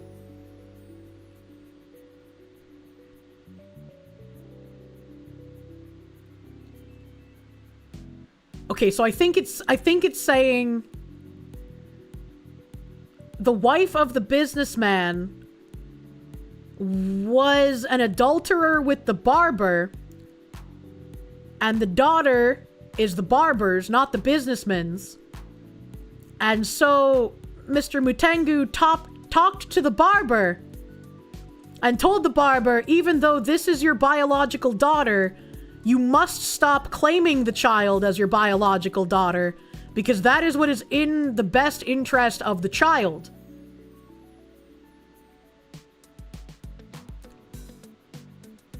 This seems like an entire society that has the mentality of my mother. Because once again, for my 16th birthday, my mother decided to try and tell me the man we've been calling your father your entire life is not actually your father, and the man that we have been telling you is your uncle is not actually your uncle, that is your real father. And we just told you that the guy that you thought was your father is your father because his family has more means with which to provide for you, and so we knew that you would have a better life if you thought he was your father and they thought that you were his daughter. And every time I tell this story, there's some like room temp IQ people in the chat who are like, oh my god, incest? And it's like, no. No, the uncle is not an uncle. My mother was trying to say the uncle was the father, not actually part of the family. We just called him an uncle so he could still be involved. However, the reality of the situation is that the man who I was told was my father is my biological father. My mom was lying to me, and the uncle is the biological uncle. It was a complete web of lies that my mother wanted to try using in order to get me to want to emancipate myself as a minor. And it feels like that's the same logic being used in these things. Your mom was an absolute wackaloon, yes. Your mom is spiritually African, I guess. Mom's a weirdo. I think weirdo is a very kind way to describe my mother. That man in the study is your grandfather and your father. Gonna be honest, your mom is as crazy as, or my mom is as crazy as yours, and you feel for me? Yeah, she's fucking insane, dude. Judari, thank you. How many of the illegitimate children would end up with their half-siblings? This is how you get, like, exploded rates of incest, because people just don't fucking know, you know? Kirsche's mom is a cryptid. It's a miracle Kirsche turned out only mildly broken. Yeah, I sometimes work. The light inside may be broken, but I still work. He, the barber, goes around bragging that I am the father, he said of the barber. It was actually causing issues because the woman is in a home with another man who is actually the known husband. Mr. Mutengu said he believes more men in his community would seek DNA testing if it were cheaper, no matter faith leaders' appeals. Even Mr. Katoy sounded doubtful when his 29-year-old son crossed the compound one recent afternoon at their home in Nabumali. The son is of a light skin and taller than his father, who used the opportunity to tell him a joke. You saw this tall boy, that is my son, he said. When you looked at him, did he look like me? Okay, that's kind of retarded. Like, you could have a child that's taller or shorter than you. That's kind of retarded. The more you learn about my upbringing, the more you're glad that I'm in a better spot now. You're glad I made it out of all that. I'm a tough cookie. I try best. I try best. Lambie Chop, thank you. Men can't get shit all. She's for the savannah. True, send her to the lions. Sorry to tell you this, but every society is like Uganda until paternity tests, and the tests only lessen the illegitimate children. I mean, I don't disagree with paternity testing. I feel like maybe it's a utopian thinking of mine that we should be able to trust people. Like, if I'm going to marry a man, I should be able to trust that man literally with my life. You know? I would never be able to imagine myself, despite the prior bad choices I've made, right? Being in a situation where, like, I'm with a man, and he does something like that fucking streamer cuck did, right? I can't remember that streamer cuck's name, but he was with a streamer that I knew. It was like, he hid behind his woman when, like, the woman's ex-boyfriend came and tried to, like, break in to harm them. Right? Like, yeah, that's just something I can't imagine. I can't fathom that happening. Right? Like, if I'm going to, you know, be with someone, I want to be able to implicitly trust them. Hunter Avalone. Yeah, that was his name. Maury Povich. Uganda edition. It's not utopia thinking, it's just idealistic. Yeah, that's the word I was looking for. Idealistic thinking. You had totally forgotten about that, Cuck.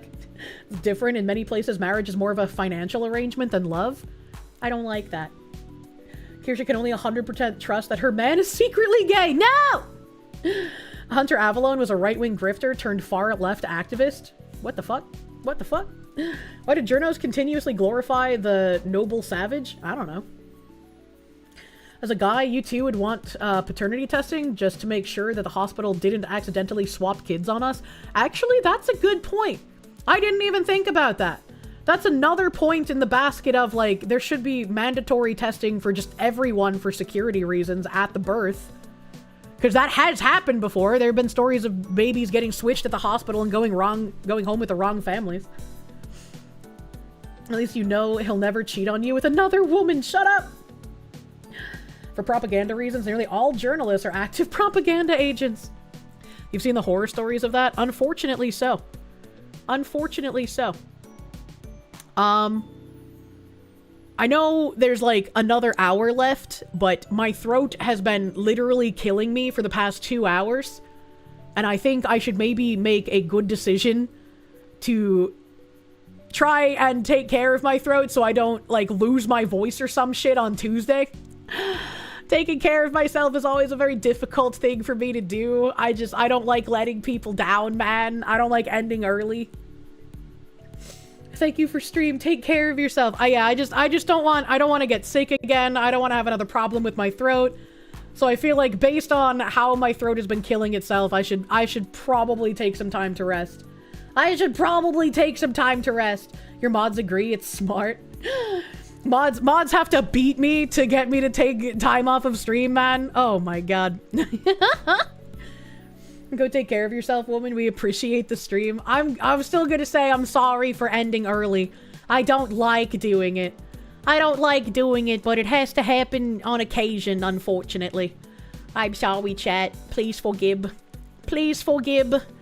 I am going to raid into cute woman doing cute thing. I didn't know Henya streamed this early sometimes because it's always like when my time slot's coming to an end. So it's good that she's on early. We're gonna raid cute woman doing cute thing to end out our week. Remember, do not talk about anything political in non-political VTubers chats. You'll get banned from here if you do that. As a reminder. Battleizer, thank you. Real rest coconut. Have a good night. I'll do my best to rest. I am not you, thank you. In Puerto Rico, the complexion thing is common. Your brother is lighter skin color than you, but our faces are very alike, and we both look like our dad. That's cool. That's pretty neat. This other super... Mika Lim, thank you. You're the throat goat, so go get some rest. True, I can't be a throat goat if I throw out my throat. You know, then I'm just left being a goat, and I don't want that fate. That sounds terrifying. Might shear me for some gay wool. We're gonna go right into Henya. Thank you guys for hanging out with me tonight. Sorry again for ending early. I want to make sure I don't get sick or lose my voice or anything for Tuesday. And I will see you on the Tuesday. I hope you guys enjoy some Henya streaming, and I will see you Tuesday. Have a great rest of your night. Bye-bye. Bye-bye.